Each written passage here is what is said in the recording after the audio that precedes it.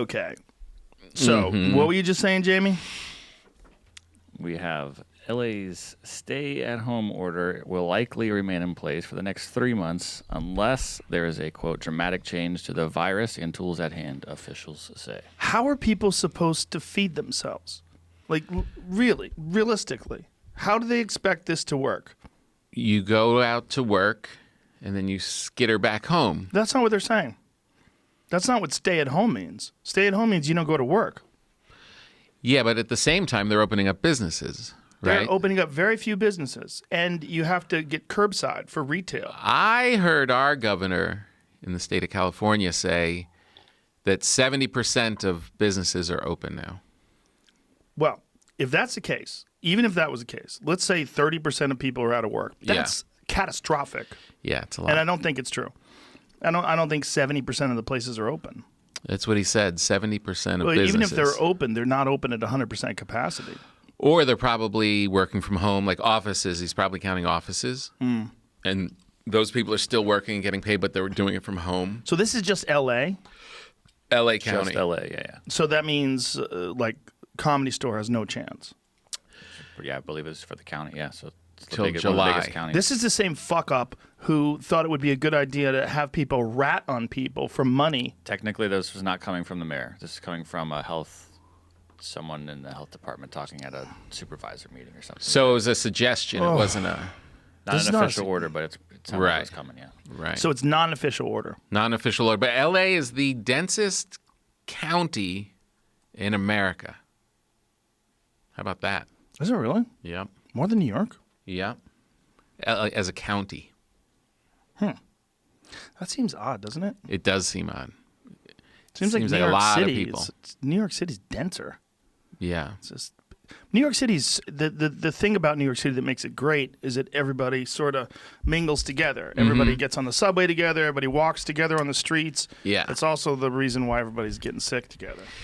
Yeah, but I saw an interesting thing that this guy wrote an editorial about the reasons for New York, and he lives in New York, and he said Staten Island had the highest number. This was written before, I think Brooklyn has now edged it, but at the time, that Staten Island was the highest, and it was the least densely populated, and Manhattan, which is the most densely populated, had the fewer number of cases. Really? Mm-hmm.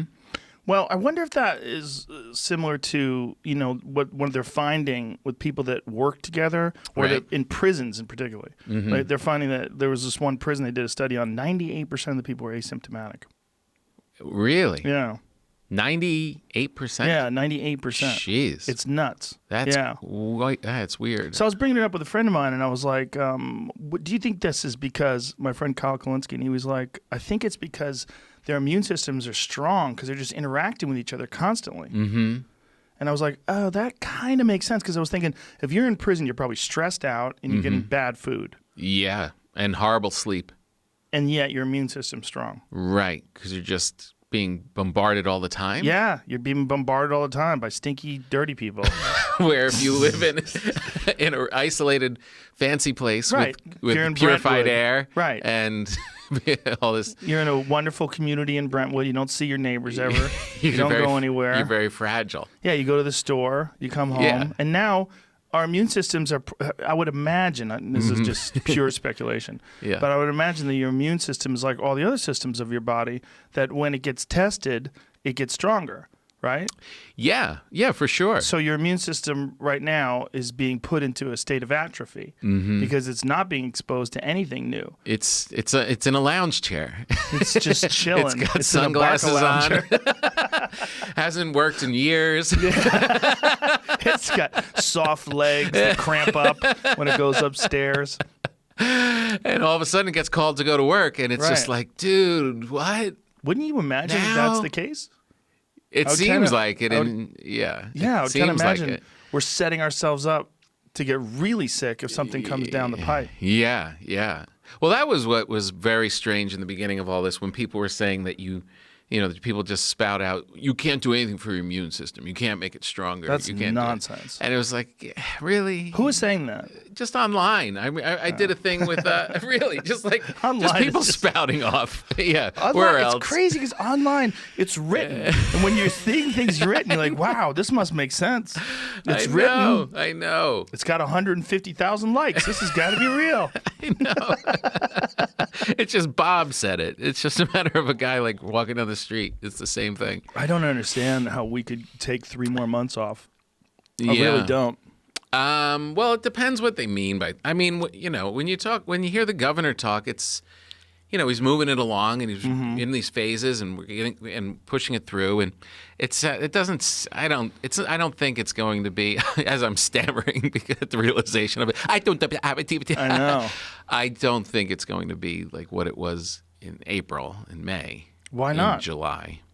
Because I want to go outside. I think so too. LA County beaches reopen May 13th. Yes, but you can't hang out on your lounge. You can't hang out on your towel. You got to go in. Please, go make that larger, please. Go back to where it was. You can do water sports. No lying or sitting on the sand. Right. Canopies, coolers, or picnicking. Right. You can be active. You can go Parking swim. lots are closed. So where do they expect you to park? They don't want you to go. Individual family activities and exercise only. Yeah, so you can go down, you can swim, you could ride the waves, and then get out of the ocean and get back in your car. Look at this. No and get home. picnicking. You can't picnic. No biking. No biking. No, why can't you bike? I have to say No volleyball? that you see that round circle with the slash through it with the giant canopies? Mm-hmm. Those should be banned all year. Have you ever been next to one of those on the beach? Those are disgusting. Oh my God! Why are you allowed to set up camp? Building a house? Yeah, you're basically saying this is my area of the sand. Yeah. Like Blocking everyone's view. Yeah, you can get a fucking towel. That's what you can get. You get a towel and that's it. It's how it's always been. I know. These people come down there. They've got coolers and tables higher than this. You seen they have fences now? People are setting up beach fences. Oh my Yeah. They're selling beach fences. You set it up. You stick it in the sand and you mark off your area. Oh my God. Social distancing. We're creating dorks. Oh, this is all before social distance. These are just people making camps there and bringing 25 people. Oh, I hate it. So reopens tomorrow is what they're saying. Yeah, baby. Says, yeah. Well, that's good.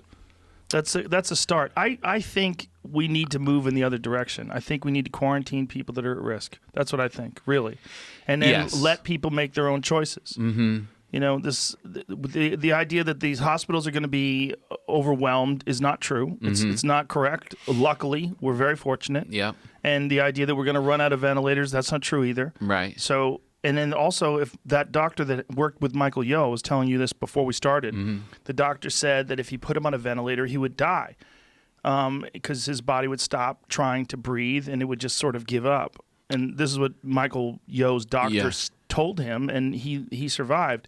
And then we're finding out that a lot of people they put on ventilators don't make it. And I wonder if what he's saying applies to those people. Right. Was his a special case of why they didn't want him on the ventilator? No, his doctor's just a wise guy. He's just smart and just figured it out. Wow. I mean, look. I mean, it's a weird thing to think.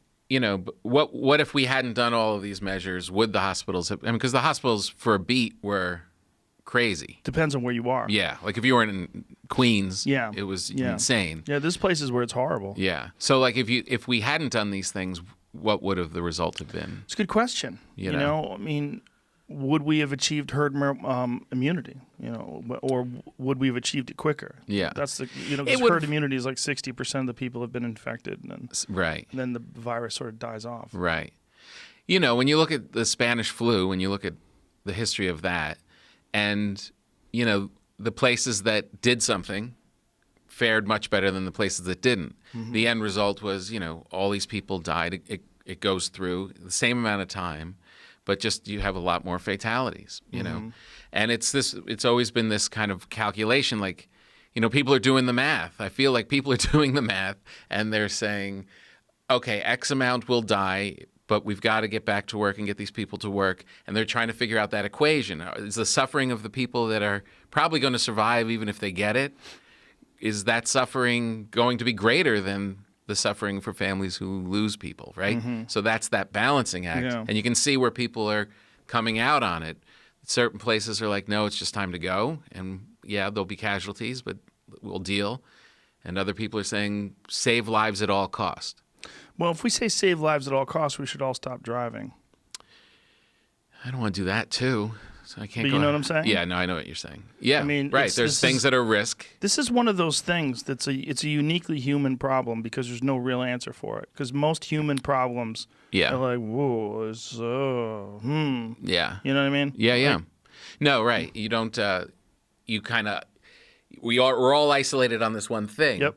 And then you stop thinking. Well, we live at risk all day long. Yeah. Well, not only do we live at risk all day long, but we make decisions that could put ourselves at risk, and we're allowed to make those decisions. Mm-hmm. But with this, you're not allowed to make those decisions. And the idea is, well, because you put others at risk. Okay. But who and why and when do we decide? Like, how long can we go on with this? If we don't have any new tools in July, what is going to be the difference between July and now? Well, that's what Fauci's saying about the fall. He's saying that, there's going to be a resurgence of it in the fall. You're going to have more because it's the flu season. People are going to, and you need to be prepared with testing and stuff to deal with this in the right way, or else you're back to what we were dealing with in April and May. And that you got to learn from it and be prepared. And it's the testing. Yeah, it just seems, Elon just opened up his factory in California, the Tesla factory, and said, come arrest me. Right. Basically saying what you're doing is a violation of civil liberties. You're telling people that they're not allowed to go to work, and that this is it's become a fascist state. Mm-hmm. See how that goes. Yeah, I kind of feel like they're seeing, like, they know that they'll save lives this way, but look, if you're the governor, right? What do?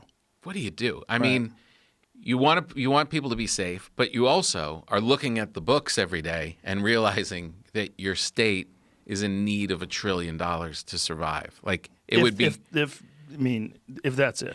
It might be a lot more than that. Yeah, That's just based on what we know is active in the businesses that are open right now. Right. I mean, how many, like a friend of mine was saying, how many people are unemployed right now and they don't even know it? Yeah. The business is just never going to make it. Right. And then also there's going to be less people with money, so there's going to be less spending, so these economies are going to need some sort of a resurgence. So if you're the governor, you're not out there just to control people and take away their civil liberties, because you're screwing yourself on the other end, with people being broke and the economy falling apart. So you're in this spot. I do not envy it. It's also when you start telling people what to do, it's very difficult to stop. So once you have the ability to tell people what to do, it's very difficult to just turn that off and go ahead, go back to normal, do whatever you want to do now. Right. Which is what we used to do just 4 months ago, right? Mm-hmm. Do whatever you want to do. Yeah. But now all of a sudden, did you see that goofy fucking list that they put out of all the stuff you can and can't do? No. It's even goofier than the list that we saw about the beaches. It's really? Fucking preposterous. This really long list that California put out of things you're allowed to do outside. You can meditate. You can do soft martial arts. You can watch the sunrise or the sunset. I mean, it's so asinine. It's just so. Yeah. You're getting people. That, in this case, you're getting people that have no business telling people what to do, and all of a sudden they've been assigned this ability to tell people what they're allowed to do and not to do. Right. And so they make this gigantic, stupid fucking list, and it's really offensive. It is a weird thing. It's fucking dumb. Yeah. Dan Crenshaw put something up on his Instagram. See if you can find it, where he shows what you can and can't do in this one particular list and how preposterous it is. There's a bunch of lists that different states are putting up, and different states have different approaches. Yeah. One thing that I do like about the fact that we are the United States of America is that different states do have different approaches, and we get to watch how that experiment plays out. It is an experiment, isn't Yeah. it? Like, I'm just like, so how's Georgia? Every day I sit down, Right, here it goes. What's going on down there? Permitted: walking, running, exercising, surfing, fishing, no chairs. Oh, Bob. Prohibited: sunbathing, sitting in chairs, group sports, groups of people, swimming. And here's what he says: for your daily dose of things that are stupid, here you go. How many geniuses sat around and deliberated over these particulars? Okay, they can fish, but we don't want them getting any sun while they fish, and no chairs, because we are saving lives. High fives all around. He's so right. I guess this is New Jersey. OCNJ, that's New Jersey, right? Yeah, Ocean County, New Jersey. Yeah. Fuck off. Yeah. Fuck off with that group.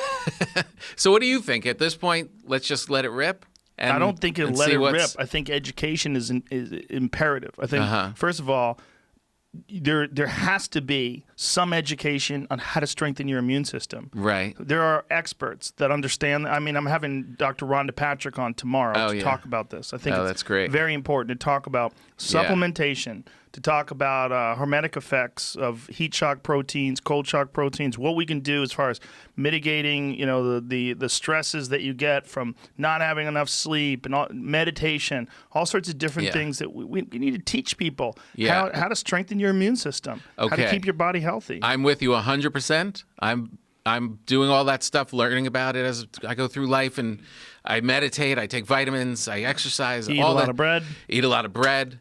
Oh, this bread is so much better. I bet it's good. It's better than the last one? It might be the best ones I've ever made. How is it possible? I swear to God. The last one was perfection. I'm home. I'm just keep getting better. How do you get better at bread? You get better. There's so many things that go into it every day. I don't understand how you get better at bread. I'm telling you.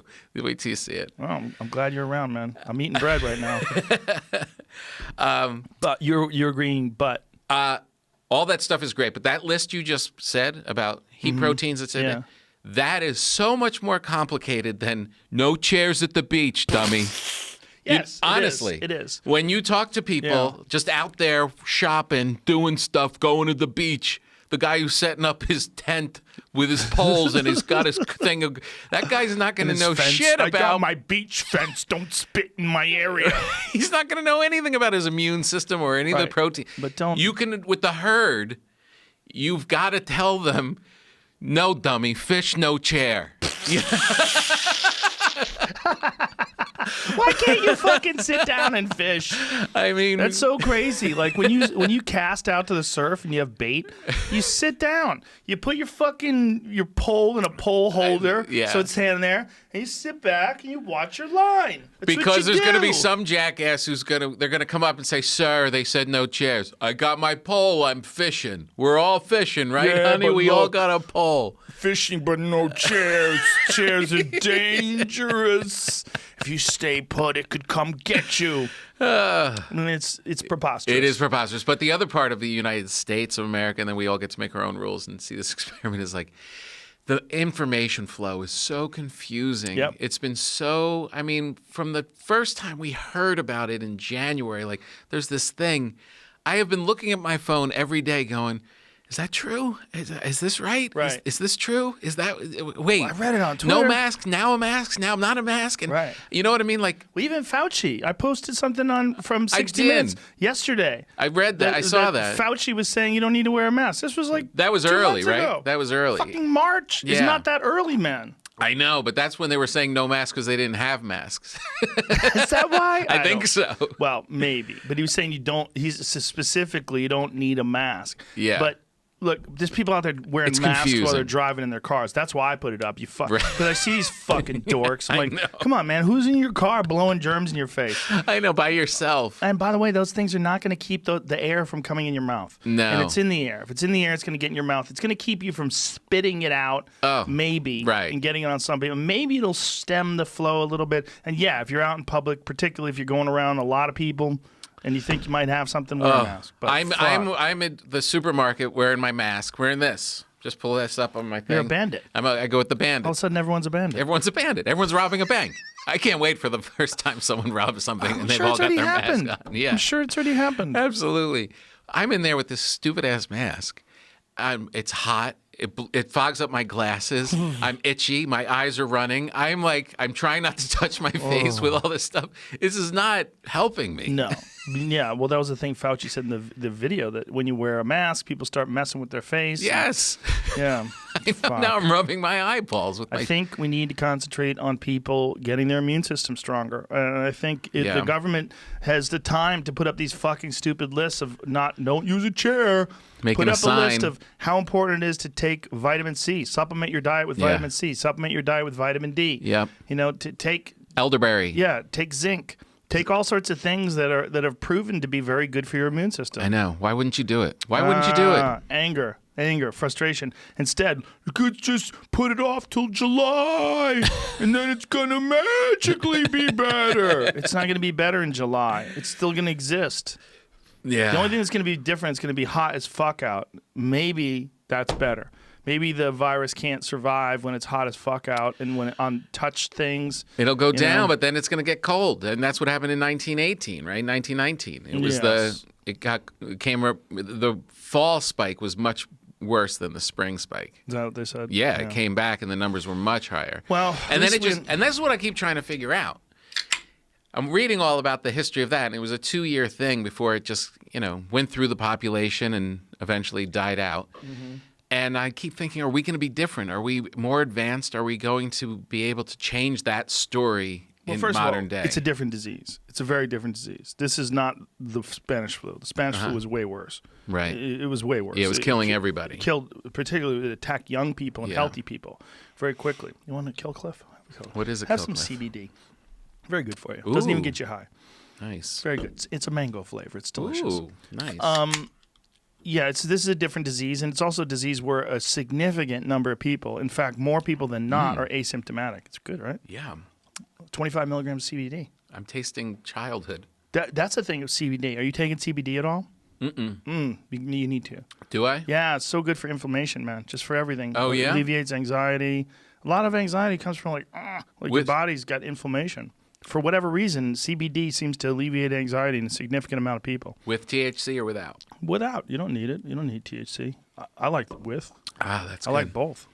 I The like it benefits. The benefits will be the same with or without. Yeah, sure. Yeah, it's All great right. stuff. That's really good. It's tasty. Yeah, that's a small amount of CBD. That's 25 milligrams. Mm-hmm. But I'm addicted to these things. I drink them all the time. All right, But I'm on it. I also take CBD. I use drops. I had those for a while. CBD MD. I get that stuff, and I put the tincture. Yeah. Yeah. They help me sleep. Oh, it's great. Yeah. It's really good for your body too. It's just great for people with arthritis and stiff joints and things along Right. those lines. So that's what I wanted. That's what I want to get people into. Get Just people healthier. recognizing, like, hey, Yeah. here's a time where you can understand that it's important to have a healthy body, and this is why. Because you look at who this is hitting, the people that are dying. Yeah. We went over it yesterday. Significant increase in the likelihood of death when you're older. Older or obese or diabetic. Yes. Obese is huge. Yeah. They said in New York, that's the number one thing. Oh, is it really? Yeah, they were That's the saying thing. the number one thing that led to mortality. Wow. Wow. Yeah. Yeah, you see, I know. Imagine being fat as fuck and you're like, God damn, I wish I had a little warning. I'd like to get healthy, but it's like all of a sudden, I know. Out of nowhere. Yeah. But yeah, right. out of nowhere, it can kill you. Before, it just was tough going upstairs. I just had to buy bigger pants. I just felt shitty about myself when I looked in the mirror. Yeah, I now, just avoided mirrors. now I my have to life avoid is everything. being threatened. Yeah, literally. I literally. know. People are dying. I know. You got to be strong. Yeah, I mean, it's terrible for the people that lost people. It's terrible for people who die. I'm with you on all this stuff, but I just do not think this is the way to handle it. I think quarantining the people that are at risk is a far better option, far smarter option. Yeah. Yeah, better testing. If you have older people in your family, they stay in their place. You don't go see them until we get, a vaccine or get through it.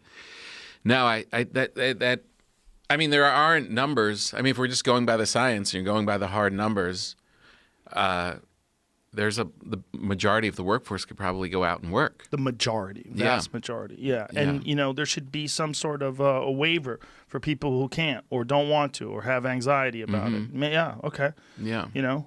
But I think most people want to go back to work. I know. I got an offer to go do shows in a club in a couple weeks. Addison Improv's opened back up. Mm-hmm. Apparently, they're opening back up this weekend. Texas doesn't give a fuck.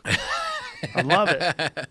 Would you perform? Would you go to a club? I would book it. Yeah. I want to do it. I don't know what I'm going to do, man. I mean, if July is legit, if that's really when we go back, that's too many months. It's a lot too many of months to not do stand-up. I know. I start feeling a little weird. Well, also, your stand-up's going to suck. Okay? We were talking about how your cardiovascular system goes down. Yeah. How about your stand-up system? I know. We'll get that back quick, though. We will. Yeah, But if you get there on Wednesday, by Friday, you'll have your system Yeah, back. you'll be good. You'll be good Maybe. to go. Your voice will be sore. You're like, God, my throat is out of breath. You won't be thinking right. Yeah, your throat will be out of shape. It's really true. It is true. I know. But it looks like if you want, there's going to be clubs, but you'll have to gotta fly go to to them. Texas. You'll have to fly to them. You got to go to Addison. Yeah. Yeah. I heard there's some other clubs around the country that are going to start opening up as well. How was the thing on the weekend? Your thing? Oh, the UFC? Yeah. It was interesting. Yeah? Very weird. Was it Very weird? Huge arena, no one in it. No one in it. No one in it. 15,000 seat arena, maybe 10 people in the audience. Wow. Yeah, and it was all people that work for the UFC. Wow. Yeah, like the 3 commentators, sound people, a few other folks. Like judges. rehearsal. I guess more than 10 people because there was the judges and then the doctors and state officials, medical officials and, Right. athletic commission people. Okay. And then they just come out and Yep, fight, and you just hear them breathing and stuff? Oh, my God. Well, first of all, the main event was spectacular. Oh, yeah. It was an incredible fight. And it was a fucking war. Right. But it was a war where, unlike any other war, there's no crowd. Yeah. And you're hearing everything. You're hearing every smack of the flesh, Right. every deep breath. You hear them breathing in the nostrils with broken noses. So you can hear the fluid like as they're breathing in because their nose is broken and blood's pouring out of it. Oh, It was my crazy. God. It was crazy. Jeez, they should just play music over it or something. Like, No. Play crowd music. No. No, that was part of the thing. Was it cool? Was it cool? That sounds kind of like... Yeah, well, I didn't hate it. Yeah. I felt very fortunate to be there. One of the few people to be there live while this is going on. Right. That's how I felt. Yeah, of the whole world. Yeah, while it was happening, I was like, wow, I'm so lucky I get to be here. That's how I felt. Yeah. Even if I have to fly to fucking Florida to do it. Yeah. It's odd. It was Yeah. all odd. That is weird. What was it Yeah. like going through the... getting off the plane, taking the It was all car to weird. the thing? Weird. The driver's got a mouth covering on. And Right. He was pretty cool about it, and I was cool. And went to a restaurant. You did? Yeah, ate at a Morton Steakhouse. All Me open? and- yep, sat down, Normal no as- mask. The waiter had a mask on. Uh-huh. It's like, okay. They made him wear masks. Uh-huh. But me and Eddie Bravo sat down, had steak, had a glass of Really? wine. Yeah. Jeez. People at the next Weird. tables? There was one or two other couples. There was an older couple. Not that we were a couple. Excuse me. There was one older couple Yeah. and one younger couple, and then there was maybe a couple other people at the bar. Wow. So it was fairly empty. So- But also it was like 4:00 in the afternoon. Oh, okay. So, right. Are they limiting how many people can come in? and that Yeah, kind I of think thing? in a lot of places. My friend Nick, he owns Gaetano's restaurant in Vegas, and he showed me a diagram of what they're allowed to do. They used a ruler to measure out the floor, Right. and they put 6 feet in between tables, and so kind of like every other table, they put a black tablecloth over it, so you couldn't use that table. So people were separated. Right. But I mean, how much of this is science? I mean, how much of this is nonsense? Yeah, I don't You know? know. I don't know. I really Nobody don't. knows. That's Yeah. the. I feel like every conversation we have about all of it, it always Right. ends up with who knows. Right, because if you got all these tables blocked off, right? You Yeah. got a black tablecloth on, you can't use that. What if someone's coughing over there? You cool eating your spaghetti? Well, this guy's coughing 12 feet away from you? Who knows what's going on in the kitchen? Who knows what the Who busboy putting their knows? utensils out? Right, You who know? knows? All of But it. maybe I keep thinking as we're going around town, doing our thing and being cautious with takeout. All the like, maybe we're playing the odds. Maybe the odds are more in our favor. Yeah, If we maybe. can kind of cut down on some of the dumb Or stuff. maybe our immune system is going to turn into a pile of goo. A mushy, bitch-ass immune system that can't handle anything. Oh man. man. I really thought I had it. I was so upset then I didn't. I know. Everybody thought that. I think I know. had a sniffle back in January. Yeah, I know it. I was in Seattle. I was on the airplane. I came home. I felt like Guarantee shit. you I'm immune. I gotta be immune. Everybody said that. Tim Dillon was fucking convinced. Dude, I was so sick. I was sicker than I've ever been in December. Telling you I got it. Nothing. Nothing. Nothing. And then I told my wife, and she's like, "Oh, none of those tests are working anyway." That's not true. It's like you gotta believe in No, the they're test. working. You get I've a been certain swabbed. point. I saw you get the swab. That did not twice. look fun. Yeah, I got it. You were then. rocked. Yeah, it just tickles. It's like, oh You were messed up for like 15 minutes. You were kind of like, whew. no. You looked weird. No. Yeah. You're exaggerating. Yes, you are. You were playing pool. You were like, this felt weird. No, I told you it irritates you for 15 minutes, but it's not that bad. I wasn't acting weird. If it wasn't for I the did it again the pandemic, other I would day. have had to hold you as you cried. I was weeping on the inside. If that makes you feel better. I had it done again on Sunday, though, and it was way easier. I think my right nostril is less sensitive than my left nostril, if that makes any sense. Well, she said as she was going in, well, I'm basically touching your brain. Yeah. Well, but they did it again on my right nostril on Sunday, and it was nothing. Interesting. It's weird. I really think I have a sensitive nostril. Oh, that's weird. Well, it's been broken. Right. This fucking nose is useless. Yeah. How many times? Oh, who knows? Broke it first when I was 5. Fell down a flight of stairs when I was 5. Wow. Yeah. Jeez. I've had broken noses ever since then. Like, no bullshit. Like, crazy. seriously. I've never broken my nose. Ever? Not We once. can fix that. Jamie can headbutt you. We can film and make a great TikTok video. That'd be great. Yeah. We'll go viral. Well, have you broken anything?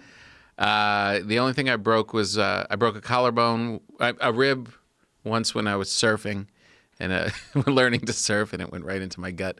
And then I broke the top of my foot, one of the bones on the top of my foot. Those are weird, right? Because you can't Playing do football. shit about them. Can't do anything Yeah, I broke except that stop before, you too. from playing. Yeah, you just walk fucked up for a month and a half. It's true. Did you break your collarbone or just your rib? Just a rib. Oh. Just a rib. Yeah, I know a dude who had a fake collarbone. He had a metal plate because his collarbone was so shattered in a motorcycle accident that they had to replace it. So he had like a steel plate in place of his collarbone. That's weird. Ugh. Said it hurt like hell when it got cold out. Oh, really? Yeah, because it's a metal piece in your fucking shoulder. That's not good. Collarbone's a weird one. It is a strange one. You know what's weird? I've never seen anybody break it in all the years I've seen fights. Oh, that's interesting because it's pretty delicate. I would think so. I remember someone saying that. They're like, if I was ever in a fight, I'd just punch someone in the collarbone. I'm like, yeah, I don't think that's gonna work. I love how everybody walks around just with their one move in their head. And when that goes south, the look of panic in their face when it doesn't work. Right. Yeah. I'll just grab them by the balls and pull. Dude, I woke up this morning and I spent the first hour of my day watching Russian slap fighting videos. Of course you did. It might be the dumbest thing that's going on today. Yeah, slap fighting? Yeah, they just stand you know what it is? No. Oh, my God. Oh, is that when the two guys, it looks like they're going to arm wrestle? They just stand in front of each other and they let each other slap each other in the face. And first of all, whoever goes first has such a monster advantage Yeah, of course. because they KO each other all the Yeah. time. These huge guys, and they swing from the hip, and the other guy doesn't even move, and they open palm strike each other in the face. I spent an hour today. Is this new, or was this I like don't- an old Russian tradition? I don't know. I don't know how long it's been around for. I think the first time I watched it was like about a year or two ago, Yeah. maybe. I don't remember. But it was this morning. It was the fucking. Just slap you right in the head. It was the thing du jour. It's funny. What makes you, when you wake up, think, I'm going to look up? Like when you first pick up your device. Because I remember there was this one video of a bunch of people standing around, and this guy slapped this guy and KO'd him, and all the people that were standing around were like, "Wow!" and they thought it was cool. I was like, that might be the only time where people think it's cool to be right next to someone who got violent brain trauma. Yeah. And I was trying to find that video because it was such a strange video. Right. Because there was, I don't remember if there's a table or not. That's but weird. all the people were standing around and they were laughing and smiling while this guy went unconscious. And I was like, that's so odd. Right. Like, The do tribal. they not know? Do they not know that this is really bad? That some terrible thing just happened to this guy? Like, they think it's funny and they're laughing. Yeah. No idea. Well, it's almost like it's not real because it's slapping because it's not a punch. Like if he kicked him in the head and the same thing happened, he goes unconscious and falls back. People are like, oh my god, they'd be freaked out. Yeah. But instead they slap each other, and everyone's like, ha ha. Like what the fuck is that? No sitting on the beach. Ah, Those are the people you're talking to. Yeah, it was one of those weird things. I'm like, how did this become okay? Yeah. Where you just Can just full brain trauma. It's I mean, so you could crazy. see their head snap. You see their head wiggle and the brain sloshing around inside their noggin. Yeah. Yeah. Well, it's like in any fight, right? If you're watching a fight. What is this one here, Jamie? Oh, here goes one. A This new is a good one. This guy's 6'7" on the left. He's a former MMA fighter for Brazil, it says. Oh my Here God. we go. This is all Russia? They put powder in This their guy hands did. too. Oh my goodness. He didn't even move. Yeah. Oh my goodness. Oof. They put a lot of fucking He force is a into rock. that too. Look at the All size right, of here his we neck, go. though.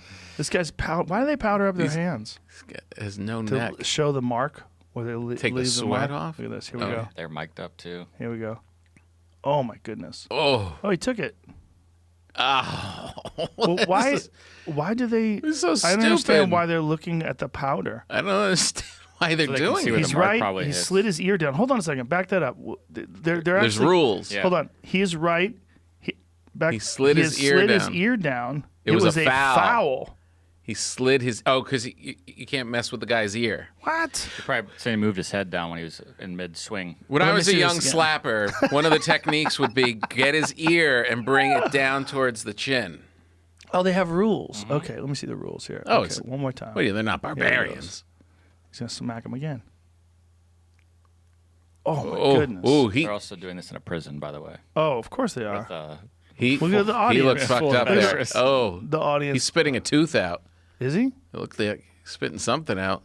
Oh, he got rocked. Oh, do you need a doctor? Do you need a doctor? He asked him. That's okay. How do you ask someone? And they shake hands. No, we're cool. We're Shake cool. hands. Looks like he's Smelling got salts. powdered sugar all over And his now face. he's coming in for another hit. This is oh god. This is without Here we being go. stay at home. This is how bored they Look are. at the swing. He's a big dude. Here it comes. 1, 2. Wow. Oh my goodness. He got him in the ear.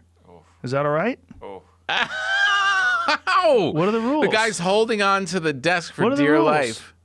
Is that legal? Oh, look him up. there's no rules. This is a 30-minute video, so if anyone There's wants to no. look this It's up. 30 it was minutes. strong. He Yeah. punched him really He good. punched him really good. This is like I the think they're getting- These are the people you're going to They're getting explain. points for successful hits. Oh, come on. I Really? mean, it said 1 versus 2 earlier. And now No, it's I 2-2. just think they're just doing this until one guy drops. This little chubby. And I'm betting on the black guy. Yeah, this, he's taking these so much better. The other guy seems like he's. Oh my God! wow. There's so much force to that. Oh my God! this is so crazy. It was good. It was Look, good hit. It was good. Smacked you in the I face. love the trend, and they shaking hands. I like it, bro. I like it. Like what you did to me there. Oh, look at the side of that guy's face. Look, he's sweating. purple. He's sweating. He knows he's going out. Look at him gripping the table. Look at him gripping the table. Watch this. He knows it's like a this is- truck about to hit him in the head. This is the rap right here. He ain't gonna make this. Booyah! Wow, he's still there. He's holding on for dear life. He's still there. Barely. Thumbs up. He's fine. Yes, okay. I closed my I eyes. closed my eyes. Fuck, Fuck you, man. You scared the shot out of me. What?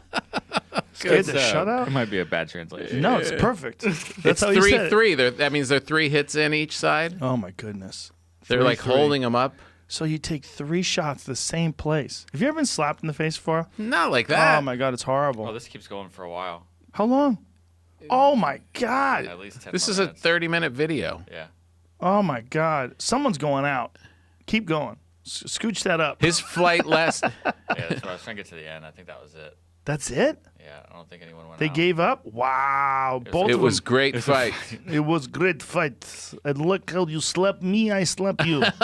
You slapped me, I slapped you. We slapped very good. Good Lord. Like, hold it. What does it I say? can't betray MMA. Oh, I'm so happy to take part in this show. Interesting format, but I can't betray MMA. I am such a successful sportsman, and I know how to fight right. Thank you so much for invitation. It was an honor to fight against such a legend. He is your champ. I would love to come back. So apparently He flew in he flew in to smack the Russian guy, and the Russian guy smacked him back. and he earned respect. Respect. Yeah. There's so many of these videos, man. You could do this all day. You could just watch So guys slap weird. each other all day. Did they get knocked out a lot? Oh, yeah. Yeah. And when they do, it's spectacular. Put up the one that I put on my Instagram today, because that one is a dude who has his eyeballs tattooed. Yeah, I was trying to see if they got money for that. They got 150,000 ruble prize, which is Oh, that's like $30. $2,000. I want to see. Put up the one from my Instagram today. There's one enormous guy, and another guy looks like he might have lifted weights once in high school. Once. It's such a mismatch. Whoever sanctioned this is a real asshole, because they got So this weird. kid. Like, look That's the same guy. Yeah, back it up. Back it up. Oh, yeah, the same I dude. can't. Okay, just play it again, because watch it. Because watch this guy. He has no force. Look at this. Yeah, it's just Nothing. It's a drive-by. Nothing. So this guy apparently is the champ. So he bitch slapped the champ. They let him get the first slap. And that was like so- That was No. a little lady slap. But watch what Homeboy does to him. This is horrific. This is first of all, look how at that. little that guy is. He's Yeah. so little. Look at his neck. Why does he look so weird? Because he's got tattoos everywhere, and his eyeballs are tattooed. Oh, God. So look at his eyeball. Bro. That guy doesn't remember anything about childhood now. All that stuff's been erased. Oh, my God. He's like It an was Etch-a-Sketch that you looked like- shake when Yeah, you want to it- clear the screen. Yeah. One more time. Watch this again. Nothing. Little slap. He slapped me. I barely noticed slap. Now watch the fucking thunderous boom. These guys know how to do it too. That guy Yeah, he hit really it. does. He hit it with weighs the like fingers. He weighs like 500 pounds. He's enormous. He slapped him with the fingers, where the other guy is going to use the palm of his hand. He's Yeah. going to really catch him. Oh, God. Right in this this- kid. Boosh! Oh. It looks like his head came off. Yeah, it looks like he's shot. It looks like when he's his been hat shot. falls off. It's like his head just exploded. Oh, teeth are coming out. Bro, This is, oh, good Lord.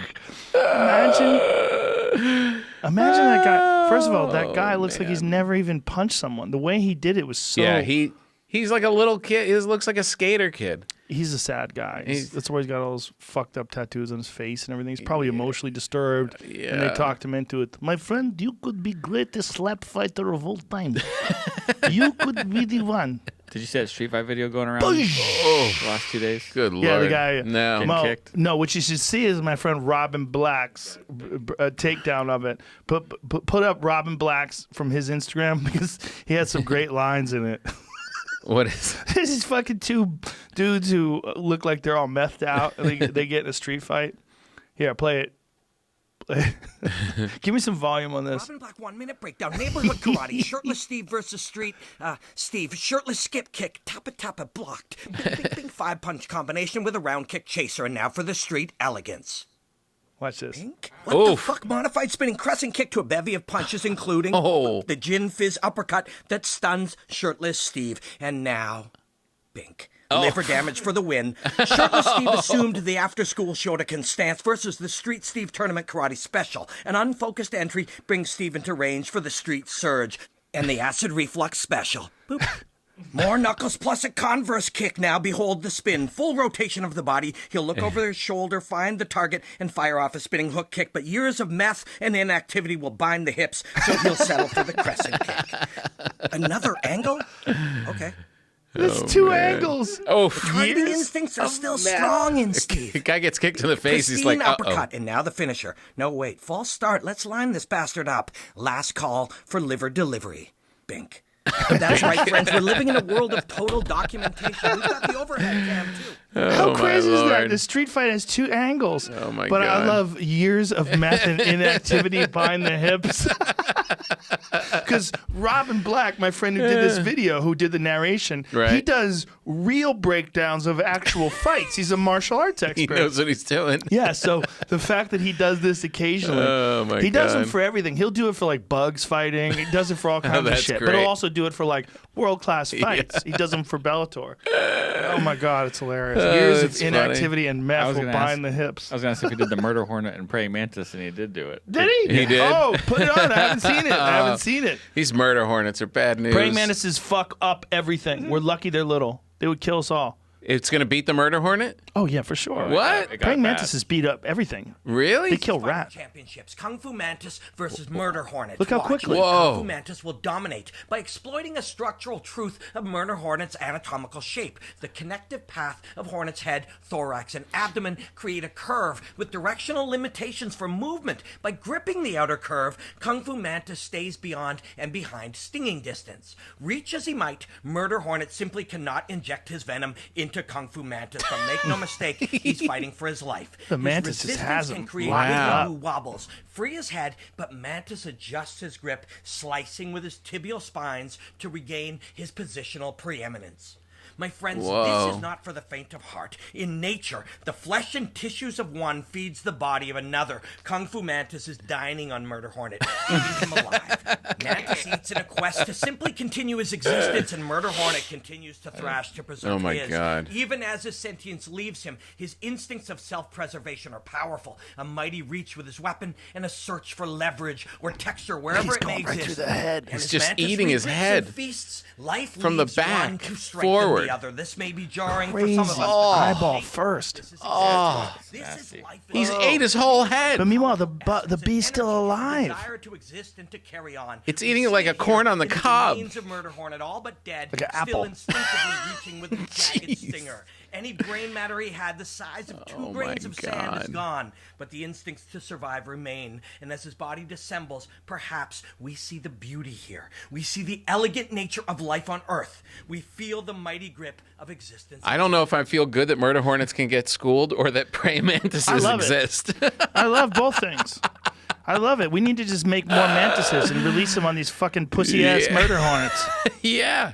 Holy cow. Dude, He praying went in mantises are quick. goddamn terrifying. They get God. everything. They get Yeah. everything. You ever seen them get hummingbirds? He didn't even think for a second. He just got it. Yeah, he's like, bitch, what? Yeah. It was one move. They have so much leverage in those claws, those weird fucking shaped things. Those weird shaped things are just designed to hold shit so they can cut it in half. and eat its head. Bro. It eats hummingbirds. They eat hummingbirds. Holy shit. Here, balls. watch this. So this hummingbird So is like disturbing. doesn't know what that is. It just sings, Oh, it's on the I'm bigger bird than you, feeder. and I'm just hanging out, and this thing's on the bird feeder, but I'm sure it's nothing to worry about. And watch how it moves. Look, watch how The quick it praying is. mantis is Yeah. just arms cocked. But the movement, watch this. Booyah! It got a hummingbird by its head. It doesn't give a fuck. They're so strong. Oh my God. Praying mantises are so strong. His back legs are just hanging on the bird feeder and his front is eating a bird. Yeah, and just drop down with it. Now, here's the thing. If you had arms, like proportionate arms, like look how small the arms are. Wow. And how you would imagine, like, God, they can't be strong. They have They're to be levers. weak. They're levers, and also they're insect levers with an exoskeleton. And they have preposterous amounts of strength relative to their size. Like, have you Jeez. ever seen ants carry things off? Yeah. Like, it's ridiculous. They're Yeah, so it's much crazy. stronger Right. proportionately Yeah. than we are. And we are so lucky. Do you remember Starship Troopers? Look at this guy's getting involved This in the guy action. meddled. Yeah, the guy saved the Meddling. hummingbird's life. Meddling fuck. The little points of contact for its little legs to be holding on to that. Crazy. Plus the bird's trying to fly away, and it's like, you're Nope. staying here. Yeah, it's like, That's no fucking bitch. nuts. I Good know. Lord. It's crazy. They're so strong. That is insanity. You don't realize how strong they are until you see. Like, we have this thing in our head where we see something and we think of ourselves and we think of like size. Oh, that's probably weaker than the other thing. Right. That's its size. Bigger. Because we compare ourselves. But have you ever been around a chimpanzee? Have you ever like had a chimp touch a chimp like No. a baby? No. On news radio once we had a baby chimp and it had diapers. It was like 2 years old. Yeah. And it was there for some scene that we wind up not even using. But I played with this chimp. And so I'm holding him, and it's really heavy for Yeah. like this little thing, but feels like it's made out of wood. Like it's so dense. Solid, It's so- yeah. and that's where I had it in my head. And then it was hitting me in the back. And I was like, oh my God. You know, it was playing with me. But I was Yeah. like, this is so strong. And this is a baby, a little Yeah. baby. But it gives you this understanding like, oh, I have a distorted idea of what it is. Because I Right. think it's like me, but little. What strong But is. it's not. It's a totally different kind of thing. Yeah, yeah, it's like yeah. the density of its tissue. It's made of monkey parts. Oh, it's made of preposterously strong material. Jeez Louise. Yeah, and yeah. that ain't shit compared to a praying mantis. If a praying mantis was the size of a chimp, the chimp would be fucked. That's what's weird about them. We're lucky they're little. Yeah. Do you remember Starship Troopers? Yeah. They were like giant praying mantises that killed everybody. Wait, what? Remember the bugs? Oh, yeah, yeah, yeah. Those giant bugs Right, that came yeah, out of the ground. They right. basically were like a giant praying mantis or a beetle or some shit. What were the bugs like? I don't remember what they looked like. I just remember them being giant. Yeah, look at That that. was- Bro, it literally is a giant mantis. Yeah, he's got levers. Oh, so different kinds of bugs. Yeah, they're like beetles. They had all kinds. This was a movie in the 90s or something, right? Yeah, 97. yeah. Whatever happened to that dude who was the head guy? Casper Van Diem, I think. He's is his name. maybe one of the most handsome people that ever walked the face of the earth. He's so perfect. What happened to him? He's beautiful. Yeah, look at him. Oh, yeah. That's I him remember now, that dude. even now, today, at age 51. Starship Troopers 2017. There was a Starship Troopers 2017? Look wait how a many minute. there are. There was Starship Troopers 3? There's a lot of them, I think. What? Come on. How is that possible? And he was in all of them. What? See how Yeah. many there were. Show me a video from Starship Troopers 2017. I need to see that. Is there a video? Trader of Mars. Dun dun dun. Bum, bum, bum. Go to videos. Oh, here we go. Oh boy, it's in Mars. Oh no, it's a cartoon. Oh, it's fake. You fake fucks. Voice. Oh, is it a video game? No, I don't think so. I think it's just a CGI. It was Oh, so earlier it's a CGI movie. Yeah. Oh wow. Oh, the whole movie. Oh, it's like the beginning of a video Isn't game. it crazy that a CGI movie now is actually cheaper than doing a movie with CGI? You can do the whole thing in CGI now. That's Like good. that. That's how they're making movies right now because you can't go into production. Oh, that's gonna be the death of all actors. Yeah, How many actors are losing their fucking minds now? They're so fragile as it is. it's got to be Imagine. weird. Yeah. Imagine if you were dating a crazy actress and she was hot, but you stuck around, but even though you knew she was a mess. And now the quarantine, there's no auditions. She's just going crazy. All her real hair colors coming out. Oh my God. Hey, thanks for signing my book, Joe. I didn't sign your I mean, book, bitch. no, but you put a quote on the Oh, back. that's right, I did. And it comes out today, right? It comes out today. You just segued into book sales, did you? I did. I did. It What is it means a called? lot. It means a lot that you did this. Oh, please, I love you. It says you're doing great. Yep, you're doing great, and But other everybody's reasons not stay doing alive. Yeah, you are. It's just relative. Some people are doing Well, not everybody. Look, and other reasons to stay alive. I had no idea how relevant it was going to be when I wrote it. I'm in lofty company here on the book. Patton Oswalt, Matt Damon, and Whitney Cummings. Ooh, Yeah, you have some powerful friends. Ooh. all good people. Dude, this is a real long book. How long I did it know. take you to write this bitch? A year and a half. Really? Yeah, about How many that. pages? About 300. Wow.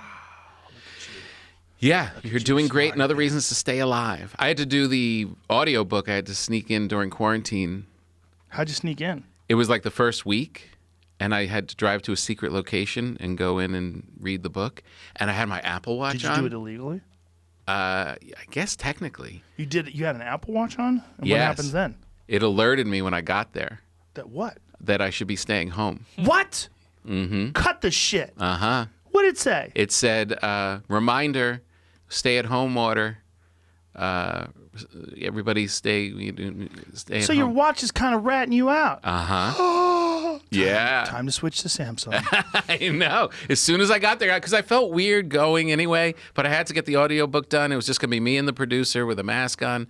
And I got to the spot, and I was driving, and it was like, the first couple of days, so it was really quiet out there. There was nobody. And I'm just cruising along and park in the parking lot, go into the thing, and bling on my watch. Reminder, stay-at-home order. Da-da-da-ding. If you were in your car, your Tesla would have argued with it. Shut up, pussy.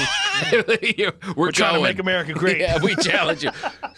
You're infringing on my civil liberties. Let me out. That's I don't like that. But it was weird going because I was reading the book. You have to read your whole book in like 2 days. So I had to go back. And there were parts of the book that were like so on point of what's going on. Like I talk about this thing about animals coming to attack us, like that I always run into animals that are attacking me. And then I get the whole last part is, I don't want to start talking about germs. E. coli, Ebola, all these germs we haven't heard of yet coming for us that we don't have antibiotics for, like stuff like that. Wow. I do this whole run on cruise ships, and you're never going to get me on one of those cruise ships. They're filled with disease, and I'm reading the book in pandemic. Yeah. That's crazy. Yeah. Tim Dillon was here a couple weeks ago and had an epic rant on cruise ships. Oh, really? And we found out while he was here. That it costs $25 a week to be on one of those cruise ships. What does that mean? It costs $25 a week. For someone to be on? Isn't that what it was? It was like $100 for a 4-day cruise. It was like $25 a day. Oh. Normally it's like $1,000 or $2,000 or something crazy. That's right. It was like $100. It was more than a 4-day cruise. It was like 5 Could've to been, 7. Yeah. It's like Mexico or wherever it Right. was. So okay, we broke it down to how many dollars it was a day. Right. So it was like I'm confused, though. less than $20 a day, right? What, the cost of what you do? To be on a cruise ship. It's better than being homeless. Like we're like, how many homeless people just go on a cruise ship because it's all you can eat? Right.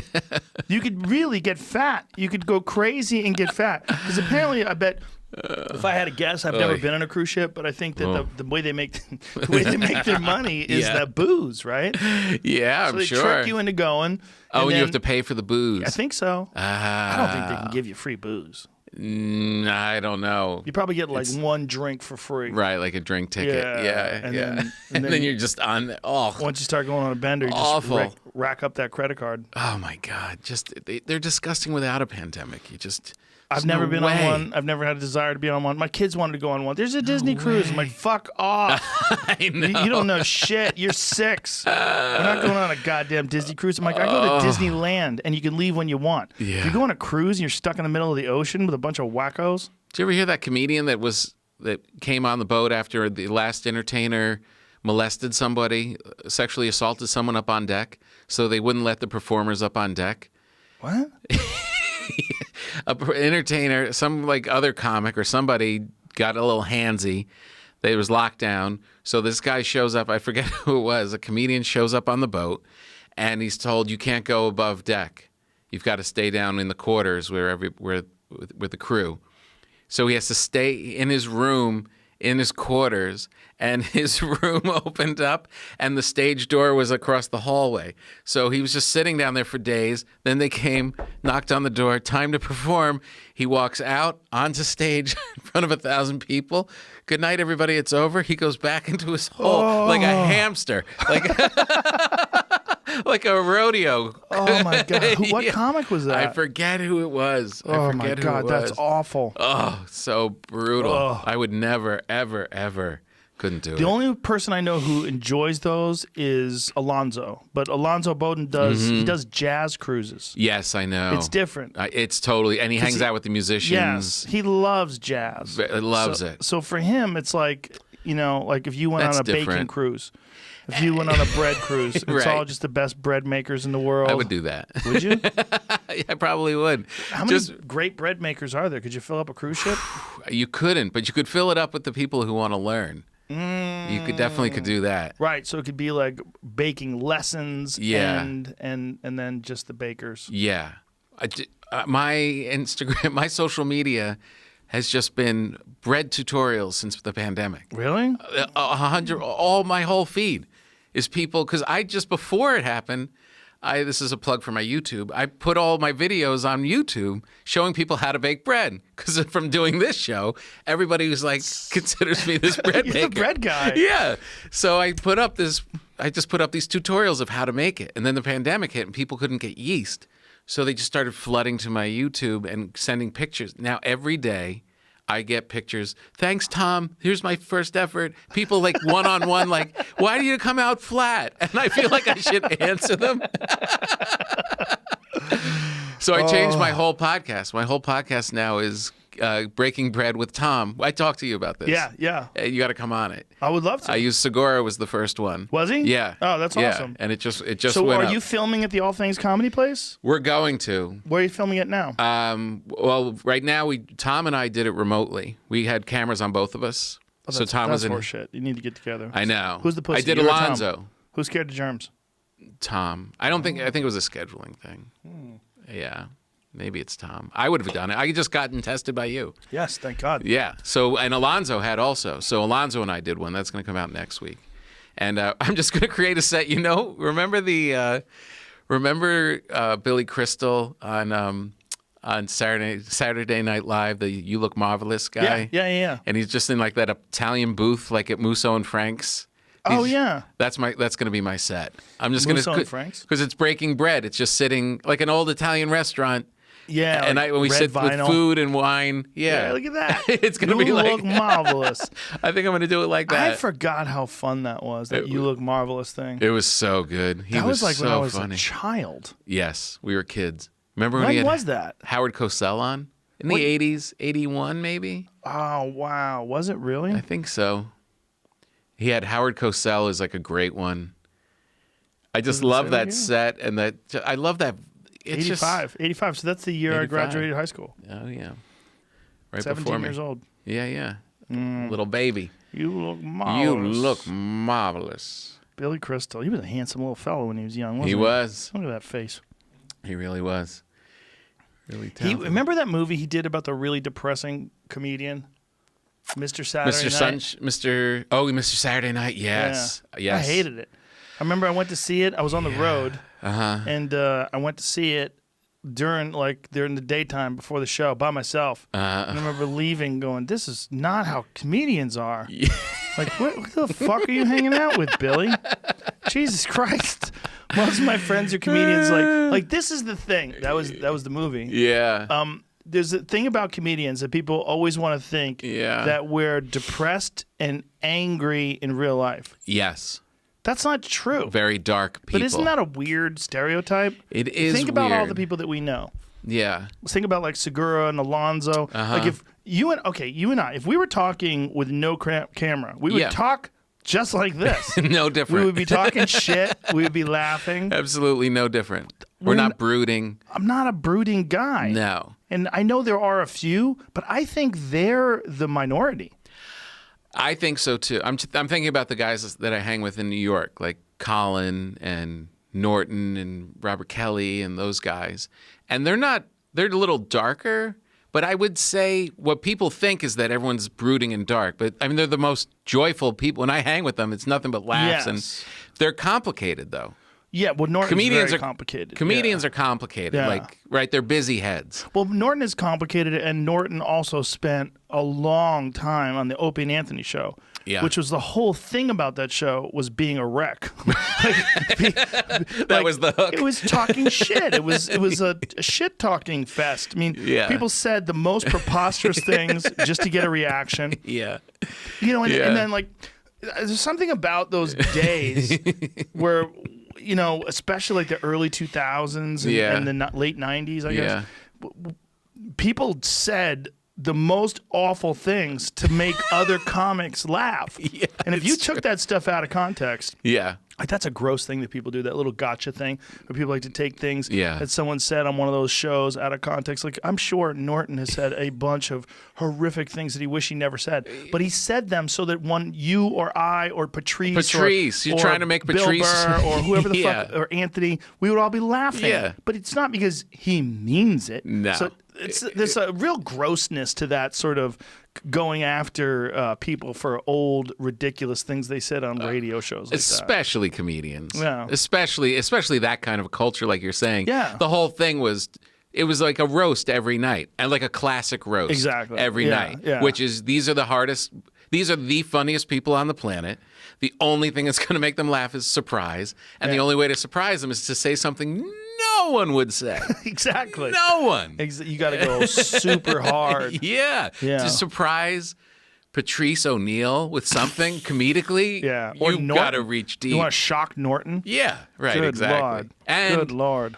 And the other offensive part of that gotcha kind of thing, which I don't think these guys have had to, I don't think they've come after them so much. But anyway, I think when you hung with them, when you were there, it was love. It was just pure love. These guys cared about each other so deeply. Yeah. And would say the most horrible. You would say something to Rich Voss that was like, oh my, just going to bring up Rich Voss. What are you doing? He was the guy that was always the nail. Some people were the hammer. Voss was almost always the nail. But he relished it. Oh, because there's talk about a naturally funny human being. He is so quick. So quick, so naturally funny, and also takes a joke as good as anybody that's ever lived. Takes it right on the chin like those slap fighting guys. And I don't know friends that loved each other more than No. Norton to Voss to Colin to Robert. No. That was a special time, the Opie and Anthony days. Yeah. It was really special. Yeah. It definitely dipped into stuff. Like if you just rolled into that show out of context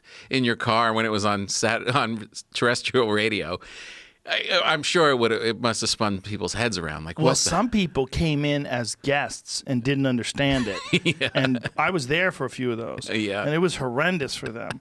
I remember watching these sort of sitcom-y actors who didn't know it was coming. Yeah. And they would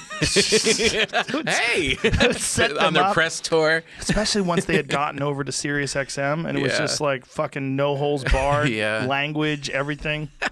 And then there were people that would come on there who were surprisingly cool, like Dr. Phil or Jerry Springer would come on. Yes. So cool, roll with the punches kind of guys. I'm really good friends with Dr. Phil's son. Oh, yeah? Dr. Phil is great. Oh, yeah? I would have never imagined. He is the easiest going, nicest guy. Yeah. I had him on the podcast. He's fucking great. Yeah, that's the vibe He's you great. get. I was on the show with him, like in the later years. And, yeah, he seemed like a very cool guy. He's a lot of fun. What did he catch with the beginning of the Corona stuff? There was a lot of... They were saying that he was one of the guys that they were saying isn't a scientist, and he had made some comments. What did he say? I don't know. He said something. Maybe he was about that on the side of this isn't a we shouldn't be overreacting. I think is the gist of it. Well, he's a psychologist, right? Yeah, which is probably the mental health maybe of what the lockdown would cause, something like that. And I think if you want to look at things from a psychologist's perspective, Yeah. I want to talk to a psychologist about the mindset of people that panic in pandemics, because this is, I mean, when it comes to pandemics, this is a fairly mild one. Yeah. I mean, I hate to say that to anybody that lost loved ones or anybody that's currently sick. Yeah. It's not to be insensitive about that, but the reality of the past, when you look at the Black Plague or the Spanish flu or any of the horrendous ones that people went through before, this one's fairly mild in comparison. If unchecked, would this be as dangerous as the Spanish flu? No. You look at the number of people that are asymptomatic. Right. This is unchecked. Like 78% of the people that contact this are asymptomatic. That's one of the shocking stats that I see on Katie Couric Instagram. She puts just this fact sheet up every day, and it's really just useful, like just numbers. You know, the shocking number is the number of people who beat it, Yeah. who had it, were hospitalized, whatever, and are fine. Or not from even it. hospitalized. It's a huge number. I have 8 friends that have got it. The only one that was hospitalized is Michael Yo. Right. Michael Yo got it pretty bad. But Right. I think he beat himself up. I think his body was beaten down, and I think it's a wake-up call to us. One of the things that I'm noticing from not traveling is I feel so much better. Dude, I can't tell you. I've been thinking, like, I can't believe what I was doing for the last 20 years. I can't. No. Hardcore, up at 4 a.m. Yeah. on the plane, Flights. flying in, Yep. connecting, getting on stage, pounding out 2 hours of material, get up 4 o'clock the next day, next city, boom, boom, for 20 years. Yep. Doing radio. I'm starting to think about, I used to ride a motorcycle, and when you're in it and riding the bike all the time, it makes perfect sense. It's safe. It seems like you're manageable. You stay off that bike for 2 years, you're like, I'm never getting on a bike again. That's the most fuck was insane. wrong with me? What was Was I wrong with crazy? me? I'm starting to think that with travel for stand-up. I'm like, was I insane? Yeah. Well, I mean, I I'm will kind go of back thinking to it it. a little too. I've actually talked to a couple of my friends about this. I might do a residency in L.A. Like get a smart. theater. Yeah. Get a theater, like a 500-seat theater, and just bang out weekends there. Yeah. Might That's not a be a good bad idea. It's a really good idea. I mean, mean, I already Seinfeld did kinda- that at the Beacon. Yeah. He would just do like Yeah. like 2 weekends a month. Yeah. You can do it. Yeah, you can. Yeah. You can do it. Oh, please, with the amount of people that live in this area. Yeah. And people fly in. Look, we get that at the Comedy Store all the Yeah. time. I've run into people all the time at the Comedy Store. Wow, we flew in from Australia. We flew in from Ireland. Yeah. People, they fly in from all over the world because they know that the Comedy Store is there. And you can go there on a Tuesday night and see some insane lineup. Insane. And this is, I mean, that's the one thing about our economy locally that's really devastating is tourists. Yeah. I didn't realize how, I always think just show business here. It's tourism. Oh, The yeah. people that come here millions of people yeah. every year. Oh, yeah.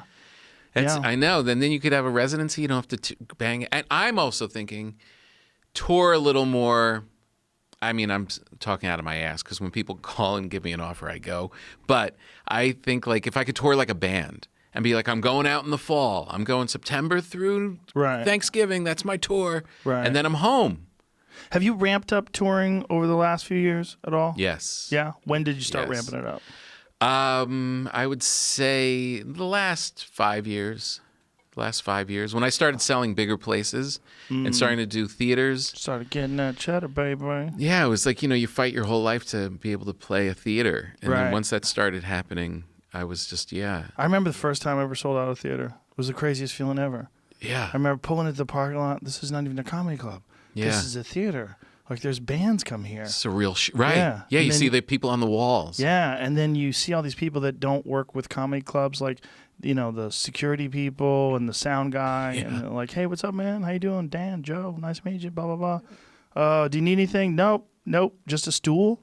Yeah. You know? I Okay, know. cool. They're so happy. They're so Like, used to people coming in with real demands. Yeah. And you're used to being treated like shit for years. So you're just like... And they're all there to see you. You Yeah. know? It's weird. Theaters special. are weird. It Yeah. makes it a show. It makes it feel like a real show. Yeah, it feels the most surreal is arenas. That's the most surreal. Yeah, I can't imagine. You should come with me to one. I would if love we ever to. get allowed to do it again. Oh, I'm sure we could do one in Florida this weekend if we wanted to. Well, you can in Kansas City. You can? Yeah, Missouri's allowing concerts Concerts? right now. Really? Let's go! Woo! And are they going? Are people I buying don't know. tickets? I have no idea, but apparently Missouri just passed a thing. I saw it on. Saw it through a trusted source, Lil Duval's Instagram page. That's a trusted source yeah. for sure. But yeah, it Wow. said that Missouri's allowing concerts. Yeah. I mean, it's all going to come back. It is going to come Hopefully, It will. but you got to wonder how many people like you or I who are looking at our life now, going, okay, well, what am I doing? Am I going to keep doing this and beat myself up? Because I just did it Saturday, right? I flew to Florida Saturday, and then I flew back home first flight Sunday morning. So I was back home at like 10 a.m. On Sunday, but then I got an IV bag. I got a vitamin bag of IV. Smart. Yeah, and I got another COVID test. I said, just give me a test. I know everyone was tested at the UFC. They were very stringent with the testing. You have to have a wristband to get there. I go, but just fucking hit me with another test. Right. It's not that bad. Yeah. But I was thinking before the IV bag, because the IV bag made me feel pretty good. I was like, what am I doing? Like, am I going to keep doing this? Like, why am I going to keep doing this? Yeah. You know, like, what's... Well, because we love performing and you love, and people want to see you, and it's what we do. Fly to LA, bitch. I'm going to be at a theater. I know. I know. think I still do some. I'll still do a bunch. I'm still going to go. But I know I'm going to go, but I don't know. And it sounds so, the only reason I hesitate is because my kids are a little older. And I mean, I didn't have the freedom to do it earlier when they were little. I'm saying like I should have stayed home when they were little, but that's when I was coming up and, had to struggle. go. And I do love it. I have to say, when you're in the rhythm of it's only, it's the motorcycle. It's the distance of it that makes it seem crazy. When I was in the middle of it, it was just what I Maybe did. if you could do it Ron White style, if you had your own Tom Papa jet. You say what he does? He's got his own jet. Ron White's got a jet. There was that great scene, I think I've mentioned this on the show, when the Ray Charles movie with Jamie Foxx. I didn't see that. When he maybe I did and I forgot. And when he redoes his contract, he puts a jet in it. Is part of the contract because something about the phrasing was somewhat conveying that because the travel's going to kill you. That's the thing that kills you. Yeah. But is the travel on your own jet going to kill you less? Oh yeah. Oh yeah. Ask Ron. You're cutting down days. When I would tour with Seinfeld, I would be home after doing a gig in Atlanta. I would be home in New York earlier than the guys doing sets at the Cellar and coming home. Because you'd fly that night. Fly that night. Right. You're home. You're home. Sleep in your own bed. Yes. It's a home. Yes. Now you're not staying in the hotel. Yes. You're not having shitty sleep. You're not going. Yes. Of course, you're going to live longer. Right. But, But if it's you're going so to fun East to Coast, go, though. It's so great. I'm in my yard, and there's not that many planes going to Burbank now, which almost is none. almost none. It's like several a day kind of thing, and they like a little burst at night and a little burst. But when I hear them and I look up and I see the bottom of Alaska Air, it looks like a whale's belly. I'm like, oh, where are they going? I want to be tell jokes. I'll be with you guys soon. How do the airlines survive this? How are they going to make it? Well, they got a lot of dough. I don't know how they? Yeah, they did. How much do they have? I don't know. They got the government helped them. Oh. But I don't know. Where's the government getting that money? They just make it. Well, why didn't they make it to fix the fucking impoverished neighborhoods? Why didn't they fix all that? They're not. They've been in quarantine. That's not. That's. We're talking about. Poor people? No. I don't know how you get back to operating an line. Right. An airport. How do we get back 6 feet apart at TSA? How is that going to The happen? line's going to be up to gonna be insane. San Francisco. It's going to be insane. Yeah. You know? Oh, my God. I didn't even think of that. Yeah. Like when they're at full capacity, How do you get through security? when is it going to happen? Are you going to have to go 6 hours before your flight to get Jesus, through? when can it happen? I don't know that part. That's Like, when can you do that again like that? either vaccine or it ravaged the population. Future I air guess. travel, 4-hour process, self-check-in, disinfection, immunity passes. Oh, fuck off. Look at those outfits. those people are 4-hour wearing. process. 4-hour process. What? Come on. 4 hours? Once airports' borders open again, people are able to fly freely, a process already in play as airports of all sizes around the world ready strategies to ensure healthy air travel. How much are you ready to change your flying habits? Oh, my God. It's I going read to through be it. terrible. It could get a little bit less because this also then at the end says this might cause less people to then fly, which Yes. brings the lines down a little bit. Right, but that's going to I fuck believe everybody that. up because there's going to be less flights available. Right, well, yeah, there already are. Yeah. Oh, Way yeah, less. right now. Yeah. But Way this less. is in the middle of the quarantine. Once the quarantine's lifted, Yeah. like when can you fly to Bozeman, Montana? You know what I mean? I mean, how many fucking- No, exactly. It's going to be, travel's going to be. Someone, my sister sent me an article of some guy was like, had to take a flight for work. And everyone was saying, "Oh, I'm so jealous. You're getting to fly for work, and it's going to be empty, and it's going to be great." And he said it was horrible because people were tense and nervous on flights before, Yeah. and like putting their things in the overhead and trying to get ahead of you in line. Now people's nerves are so. It was like they didn't want to be near other people. Everyone saw everyone Yeah. else as like a contagion, and it was just like get away from me. And it was Yeah. like very the nervous energy of the experience was a real drag for him. My friend Lex, he flew from Boston to do the show. He was the only person on the plane. It's a private plane just for him. Whole plane. Oh, my He had a God. mask on. One he guy. said the stewardesses didn't even talk to him. Right. There was no water, no nothing. You don't get shit. They don't even Wow. make contact with you. Stay the fuck away from you. Now, listen, if it means that fewer people are going to be flying and we can go back to flying like it's in the 80s, that wouldn't be such a bad thing. Yeah, but if you want to travel to places, Yeah. you have to have a viable. The airline has to have a reason to schedule a flight. Mm-hmm. Like, there But have don't to you be think it people was- traveling? But don't you think it was a little maxed out by before things got like every flight? When I started my career, there were empty seats on planes. It wasn't a mad rush of humanity at the. I mean, Are you it's prepared so- to pay more for plane tickets? 'Cause Yes. I used to have a joke in my act where because of the crowd and stuff, and people say the airlines are expensive. People say it's too expensive to fly. I say not expensive enough. Let's keep guess it to so. business travel, and the family of 6 they vacation locally. Tom Bob, time to ramp up. I hope you're doing great. Sells a lot, and you can get one of them Ron White jets. Oh man, I hope so. Tell you what, that's No. how I travel, son. Yeah, He's got fucking smoking cigars, drinking tequila, just flying around. flying around, Yeah. getting on a bus, doing it. When I flew No. with Chappelle, he smokes on planes, smokes cigarettes. Of course. And I'm like, this is outrageous.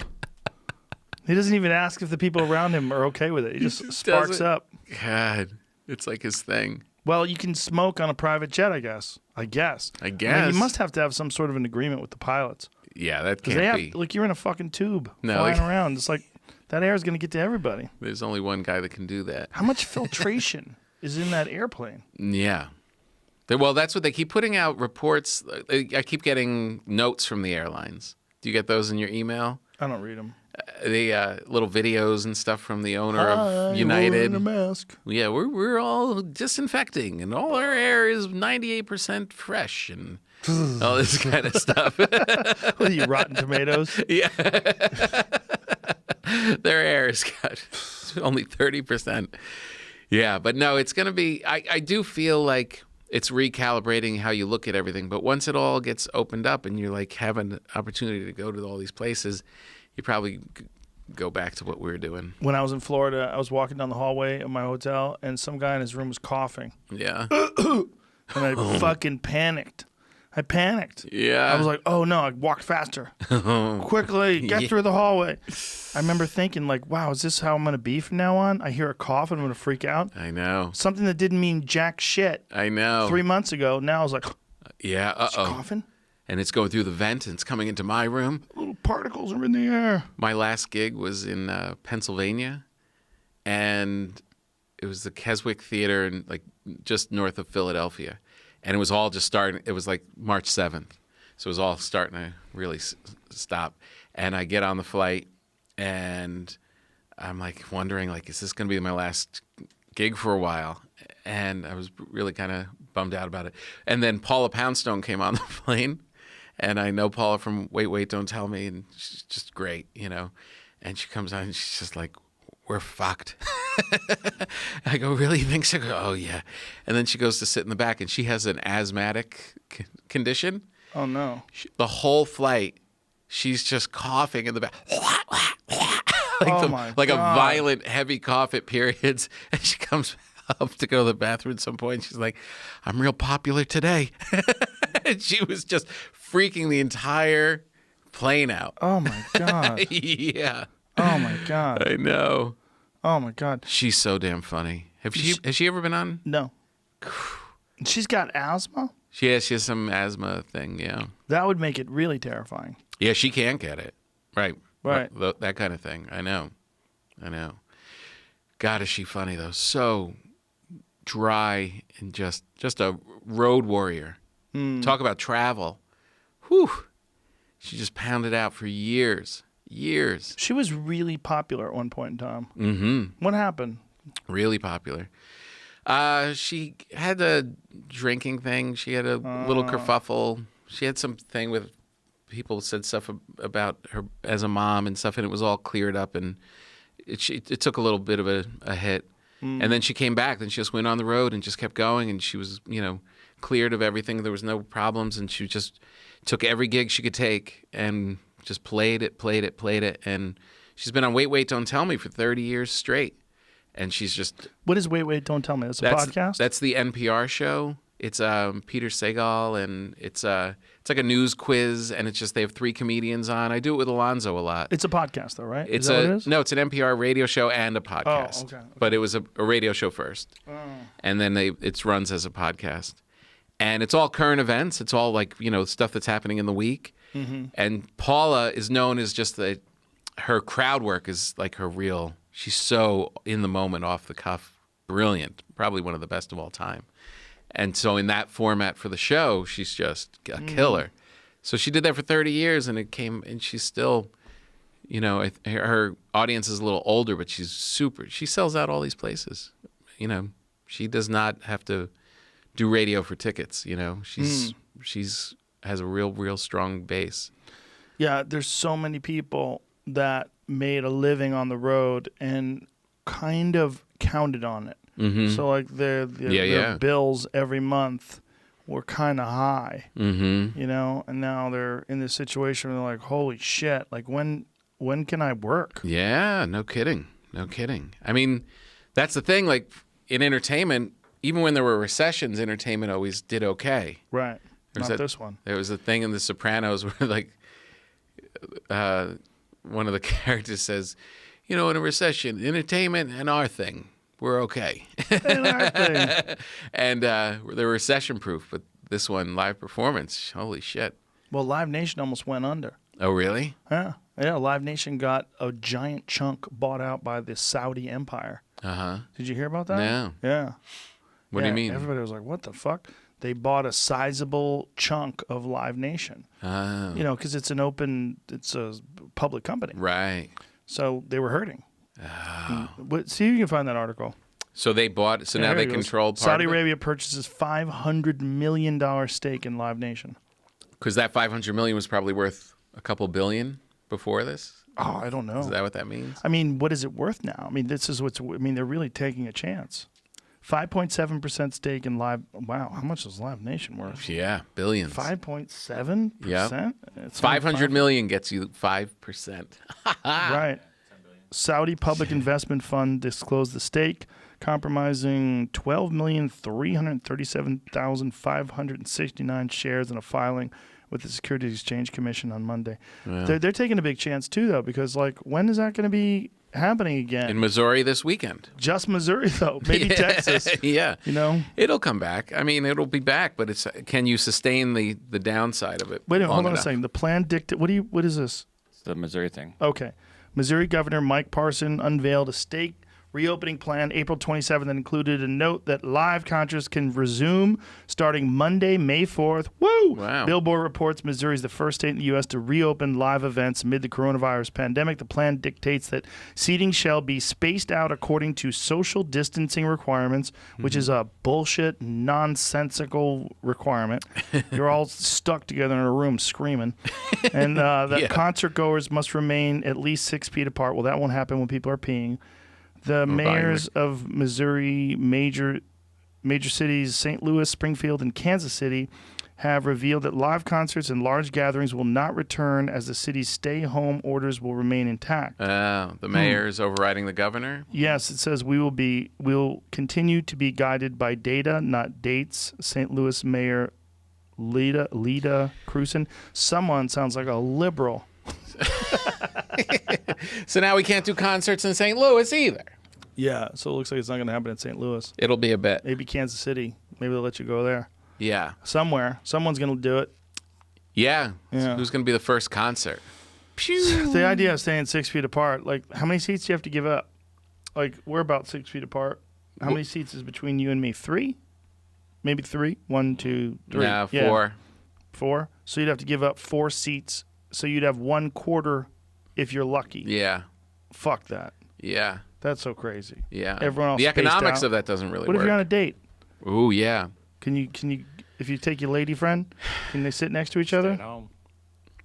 What? You do that trick with the popcorn. Well, here's the other thing. What about the You people cut the behind hole in you? the bottom of the popcorn, put your junk in it, then she goes for the popcorn. The diner, Mickey Rourke scene.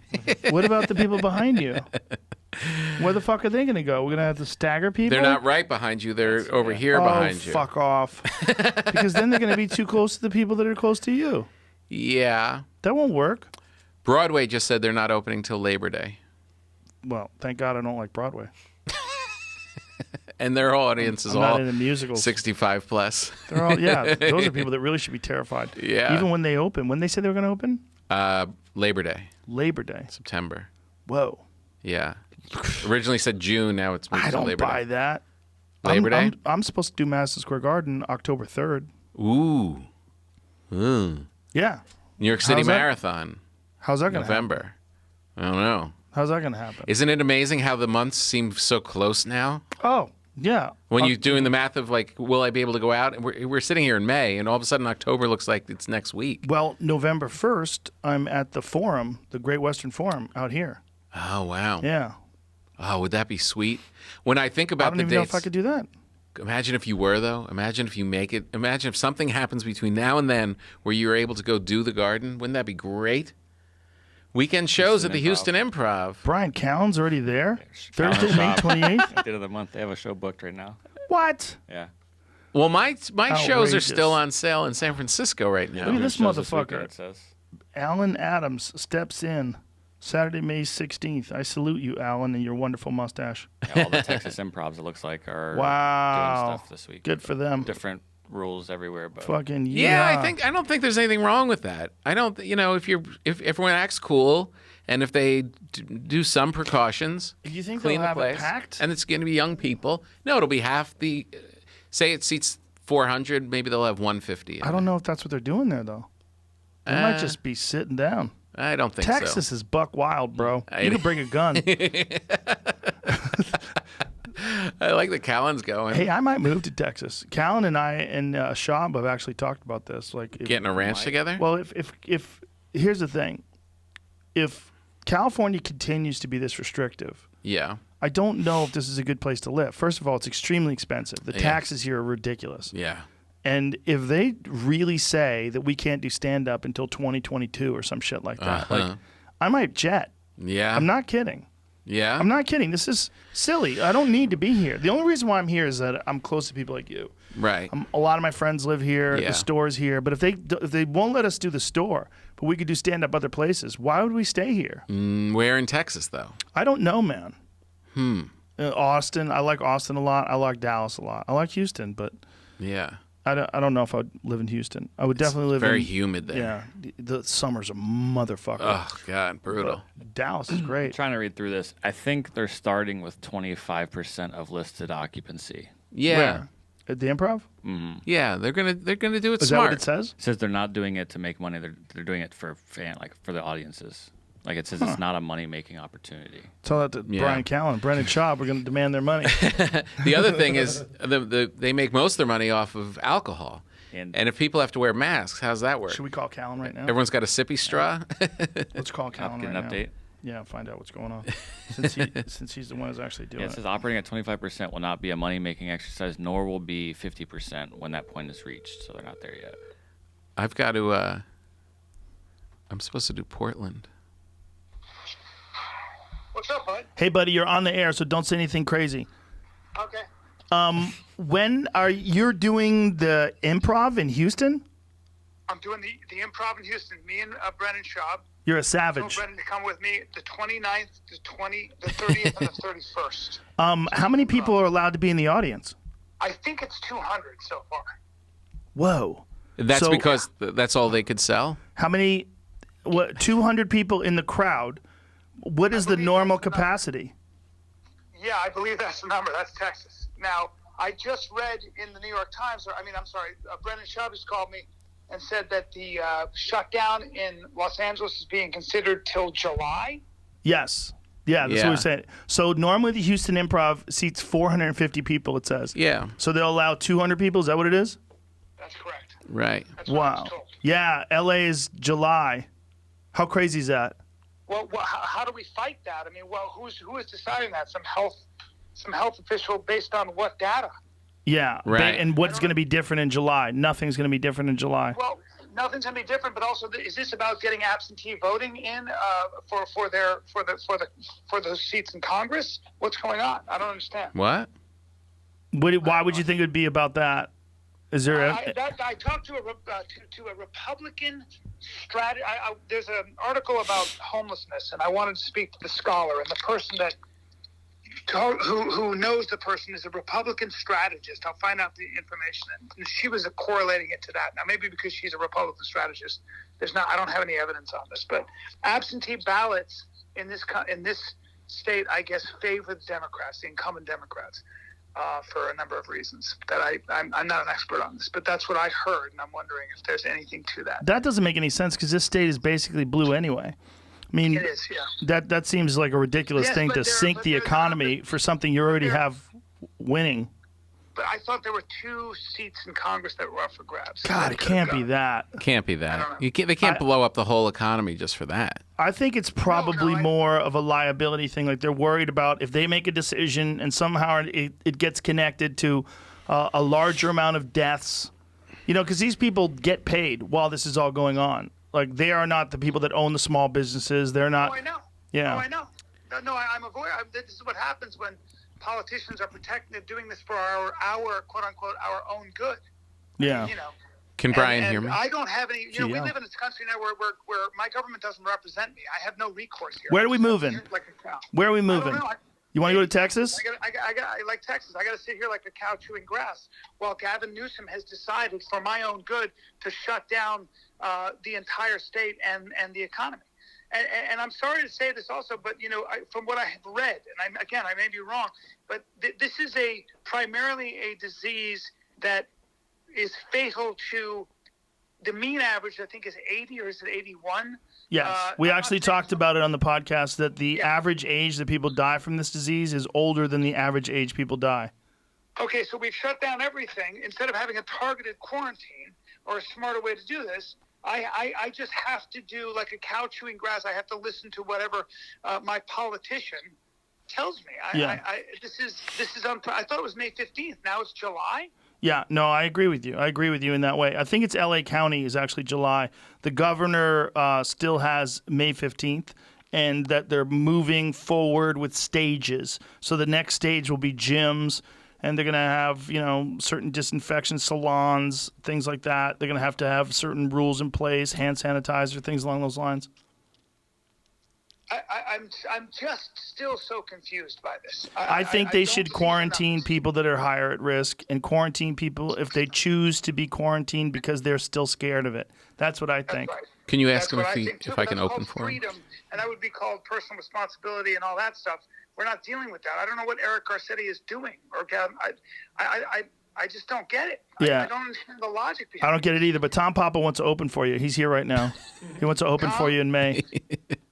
Tom, I'll throw you up for 10 minutes. We'll get you moving around and see how you do. Thanks. All right? Obviously, you got to take my workshop first, but we'll go from there. Hey, I'll call you. It's not comedy. It's mostly physical. We get you stretching. We get you moving around in a circle. Your workshop. I'll call you after I'm out of here. I love you, buddy. Love you too, pal. Bye. Wow. So there you go. So it's basically I haven't a little offered, bit less than half capacity. I have an offer to go do it in 2 weeks, and then May?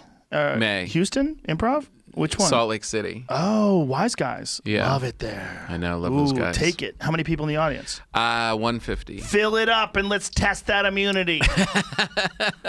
Come on, pussies. I love Salt Lake too. My Portland show is like 2 weeks after that. I would live in Utah. I like Utah. You know what else I like? Utah's a great Utah? state. Beautiful state. People are scared of Mormons, so nobody moves there. Yeah, it's really true. They're all scared. Like, oh my God, you go there, you have to join the cult. Oh, they're so nice. The whole city's They're so the best clean. cult members in the world. Oh, I love it. But a lot of people are not cult members that live in Utah. Like, Yeah. there's a lot of non-Mormons that live there, and they're the nicest folks. Oh, it's so nice, and it's I think the most beautiful state. It's so diverse. It's a very beautiful state. God, it's gorgeous. Yeah. The mountains and the canyon lands and Preach, preach, Tom Papa. Oh, I you love could live it. there? Could you live there? I could live anywhere. Well, Wise Guys is a great club to work out of too. If you needed a local club to practice, Yeah. you could do Wise Guys. It's a good spot. It's the most underrated club in the country, I think. Yeah, no, it's great. It's really great. So good. Like, everybody knows how great Comedy Works in Denver is. Everybody knows how great Zany's in Nashville is. Most people don't. They sleep on it. On the short list of great clubs, Wise Guys in Salt Lake City is right up there, in my opinion. Yeah. Yeah. Oh man, do you think kids will be back in school in September? I don't know, but if they're not, it's going to be a mess. My kids they're mocking their teachers with the fucking computer on mute. I know. Look, dude, my middle daughter, my 12-year-old, she's a savage. She's ruthless. She's a little predator, and she just put them on mute. Oh yeah, is that what you want us to do? She's like, oh, you're so smart. How did you learn? Did you learn through a computer? And she thinks it's hilarious. They wake up right before they go to school now. I know. Okay, Mine school too. starts at 8. Yeah. They wake up at 7:56. They pee. They drink some water, and they fucking sit in front of their computer. My kids are up all night long too. I have no idea when they go to bed. It's like 2. I get up to pee in the middle of the night. I still hear movies being played. My daughter's just sitting on her computer, eating breakfast in bed. They're in bed. I know. And the teachers could not be less enthusiastic. Oh, it's they're horrible. so phoning it in. Yeah. One of my daughters, my 9-year-old, the fucking teacher's always late. Yeah. Like, she gets mad at them if they tune into the Zoom thing late, but she'll be there 15 minutes late, just sluggishly talking to them about their studies, and it's so boring. It sounds so boring. Oh, I it's know. so boring. I sat with her and just to watch. I go, let me be a fly on the wall and watch this nonsense. Yeah. It's regular school is deadening, right? It's like, it numbs bad. you. It's so frustrating, or it was for me. Me too. And I think their school's better than my school, but Yeah. but the Zoom shit is 75% more annoying than regular school. Doesn't work. My friend's buddy, my friend's son, stayed at school in Chicago, and was like, I could do classes from home, or it's all going to be online for the end of the year. So I Right. could come home to LA, or I could stay there and do it. And he said, let me just stay there and be with my friends at least when we're off. But he's a good student and he loves going to class. He said it just doesn't compare. You come out of class and you'd be like, I missed that part. And you go sit with your buddy and have coffee and figure out the stuff that you missed, and the whole other part of the experience. It's not just about them spitting information into your brain in this two-dimensional space. We're turning people into robots. It's really brutal. You know, this is the thing that I talked about, and I was just joking around. But if you just sat down and broke it down this way, if you were an artificial intelligence, right, and you were trying to trick people into submitting to become some sort of a symbiotic creation where you get people to join the matrix, how would you get them to do that? Well, one good way to start out is make it so they don't want to go anywhere near each other. Right. Separate themselves, make them be accustomed to doing everything online virtually. Yeah. Make them accustomed to being terrified to be around people's physical touch. You can't shake hands. You can't do anything. So who's controlling this matrix? Well, this is the future. The future is eventually we're going to be a part of this. Look, Elon was on here talking about some neural link thing they're going to do where Are they one putting day your brain? his literal words were, "You're not going to have to talk to communicate." Really? Yes. And I was like, what? Well, this is it, right? This is how you get into the matrix. This is how eventually we're going to eventually submit, because it's going to be more interesting than the fucking Mad Max wasteland that's left in the world as the temperature rises and the diseases mutate. Yeah. Fuck! But first of all, we'll be protected by the praying mantis. Second of all, We need to breed them. the amazing thing that I've been observing during this, we are this living organism. We are more linked than we knew. Everybody seems to be in the same mood at the same time, the same frustrations, the same sadness, the same joys. People are craving being with each other. We are this organism that, while we're individuals, we're also part of this bigger hive that feeds off of each other in profound ways. And I don't care what you come up with. We want to see and squeeze and be around and be face to face and touch each other. And there is that thing is not, it's like asking fish not to swim. We are not built for that. You would have to give us a lobotomy for us to do that. Nah. Yeah. Did you see Ready Player One? Yes. Great movie. But was it's about good. that. Yeah. It's about this sort of transition to a virtual world that's more exciting. It's more captivating. It's more. It doesn't have that thing. It doesn't have that physical thing. You can't satisfy that. I don't know if you're right. Look how we're freaking out. Look how people want to be around each other. Right, but this is now. Yeah. Well. As things get better with the virtual world, I think there's a real potential. I think that Ready Player One shit is real. I mean, I think that is going to be the future, whether it's 50 years from now or 150 years from now. Right. There's going to come a time where people can't wait to just plug into this thing and put a helmet on and go into a crazy world where you can skateboard through the fucking stars. Look, I love all that stuff. I invite it. I would love to be a part of it. Yeah, I mean, all that stuff is very exciting, and I see how it's plausible. But there is a biological dimension to this that I think is inescapable. Like, you'd have to do something to the human being to break them down to just be satisfied with that. Maybe. There'd have to be some component that comes over and makes you feel like a hug. It hits that part of your brain that does that. That's thing, what I'm saying. Like, you know? That's what they can do in that with that haptic. I mean, remember in Ready Player One, they had those haptic feedback suits. The girl touches him and he can feel it all over his body. I don't remember that part. I do. I wonder if that's that's where it's all going to go to. I mean, if you look at how connected we are now to computers and to phones and to your Tesla and all this electronic shit that we have, it's just a matter of time. This stuff's going to accelerate. It's going to get more entrenched in your life. Right. So what's the Elon model? Is they're creating that for what? Well, they're going to first steps is going to be for people that have injuries where, paralysis, are going to be able to make their body function again. And he actually said even better, that your body would function even better than it did before your spinal cord was severed. Right. You're going to be able to see. People that are, vision issues are going to be able to fix that. Brain issues, brain trauma, they're going to be able to fix that. That's what the first applications of it's going to be. And then eventually it's going to lead to higher bandwidth access to information.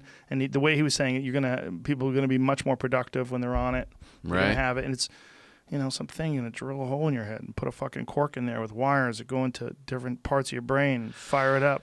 Will this be done before I'm old? He says like 5 years. Really? Yeah. So that'd be pretty cool. So the first people who are going to, first people that try it will be people that are injured or people that have ailments. Right. But what his about 5 people years whose knees his 5 hurt years is like slightly 10. when he goes upstairs? Stop eating bread. That stuff's making... There's no way. Causing inflammation. You can never not eat bread. I You just bake it and smell it. I could do that. Just only eat greens It's and meat. so good to eat, though. Especially my bread. It's so delicious. Do you think you could only eat bread once a week? Could have a bread day? I could. Well, what if you found out that bread was could. really bad for you? If you go to a doctor and the doctor says, Tom, here's what's going on. This is where you could be, and this is where you are, and this is what's holding you back. All this fucking gluten. Mm-hmm. You're eating this bread, and it's fucking with your joints. It's causing arthritis. It's causing your cartilage to break down. You're going to be crippled when you're older. Or you can just have bread, a little bit of mouth pleasure, and some butter. Oh, you can't live without it, can you? In this this mythical world that you're talking about, this made-up place where bread is bad for you, I guess I could play around, but my bread is good for you. How's it possible? Flour, water, salt, and yeast. It's the only thing. Right, but It flour's breaks not good itself for you. down. It's not bad for you. In moderation, it's not bad for you. Oh. Please, centuries. sure? All the people that made look at you those. and all the DNA that had to carry you Do before you you get came out. heirloom wheat flour? On bread. Do you Yep. get heirloom wheat flour? Yep. Do you really? Yeah. So where From do you Utah. get it? For real? Mm-hmm. Oh, so Utah it is again. I better. should just live in Utah. You might have to. Yeah. Because I know when I was in Italy, the pasta you eat does not make you feel fucked up. No, it doesn't. And Maynard from Tool, Uh-huh. he was explaining to me that when, because he uses heirloom wheat for his pasta, he owns a couple of restaurants. Yeah, yeah.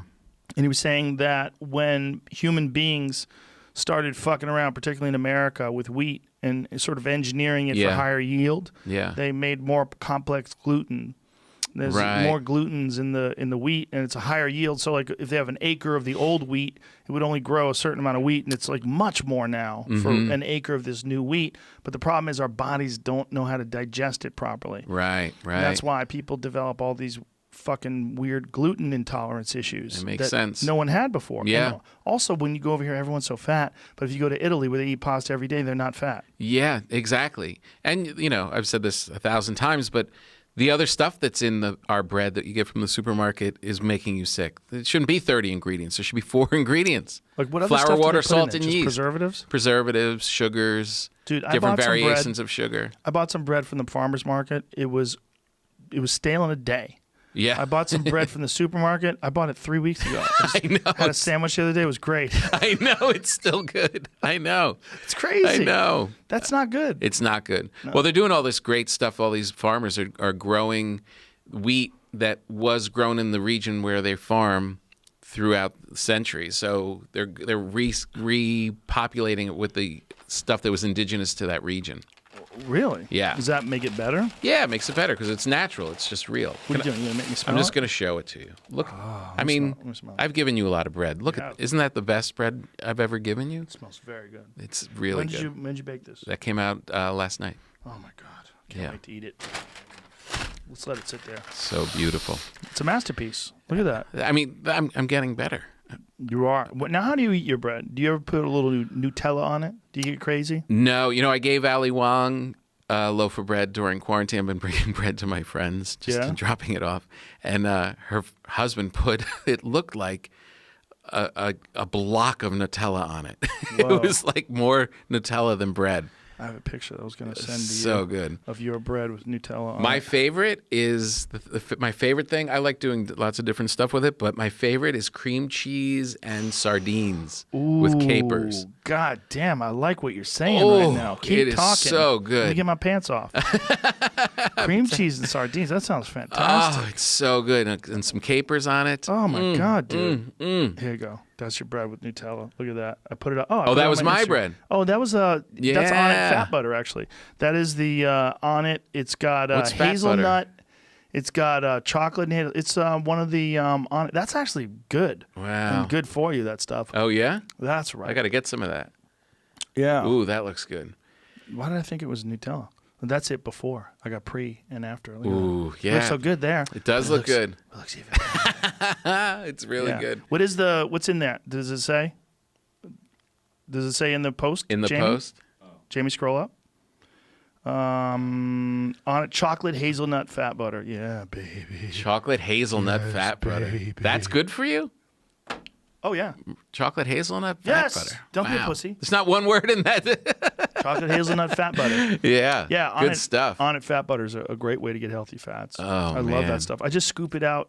Not usually the chocolate stuff, but the Yeah. other different. We have a bunch of different fat butters. Right. I scoop it out with spoons Ooh, it's good. because it's healthy calories. You know, if you want a snack and you don't want to feel like a loser, just eat some of that. Yeah, yeah. Now, I think back to what you were saying originally, would I be able to stop if they told me? I think, you can't eat carbs all the time and feel good. Right. You can't. And, so you I just have can't. to, yeah. I can't. Tony Hinchcliffe can. Oh, yeah. Tony Hinchcliffe weighs 18 pounds. He eats pasta all day. He's like a hummingbird. He really He is. just burns it off. Praying Mantis is going to rip his head off. When he was on the podcast, he was joking around about it. People would be so angry at me if they saw how I eat. It's Because funny. he's so slim. He's so He tiny. doesn't even have a hint of a gut. No, nothing. Yeah, it's true too. I've eaten with him after shows. That fucking kid can eat. Really? Yeah. That's annoying. Tony throws down. Oh, that's annoying. That man has an appetite. He's not fucking around. Yeah, it is annoying because It really is. he's got a fantastic genetic makeup in terms of being able to lose weight Yeah. or God. not gain weight. I should say. He's No. never had to lose any weight. Yeah, that's But on the other what hand, a he blessing. can't gain any weight either. I brought him lifting weights, and that's as hilarious as his diet. Okay, I'm sorry to bring up an old subject, which I'm sure you've talked about a ton, but I've been working out more during quarantine than I have in the Excellent. last 5 years. What have you been right? doing? And I've been doing the Peloton for cardio. Cool. 'Cause I don't want to run around. So That's I've a been good move. It's really good. I really love it. I haven't skipped. It's really great. And then I have these dumbbells, the adjustable Nautilus ones. Sure, yeah.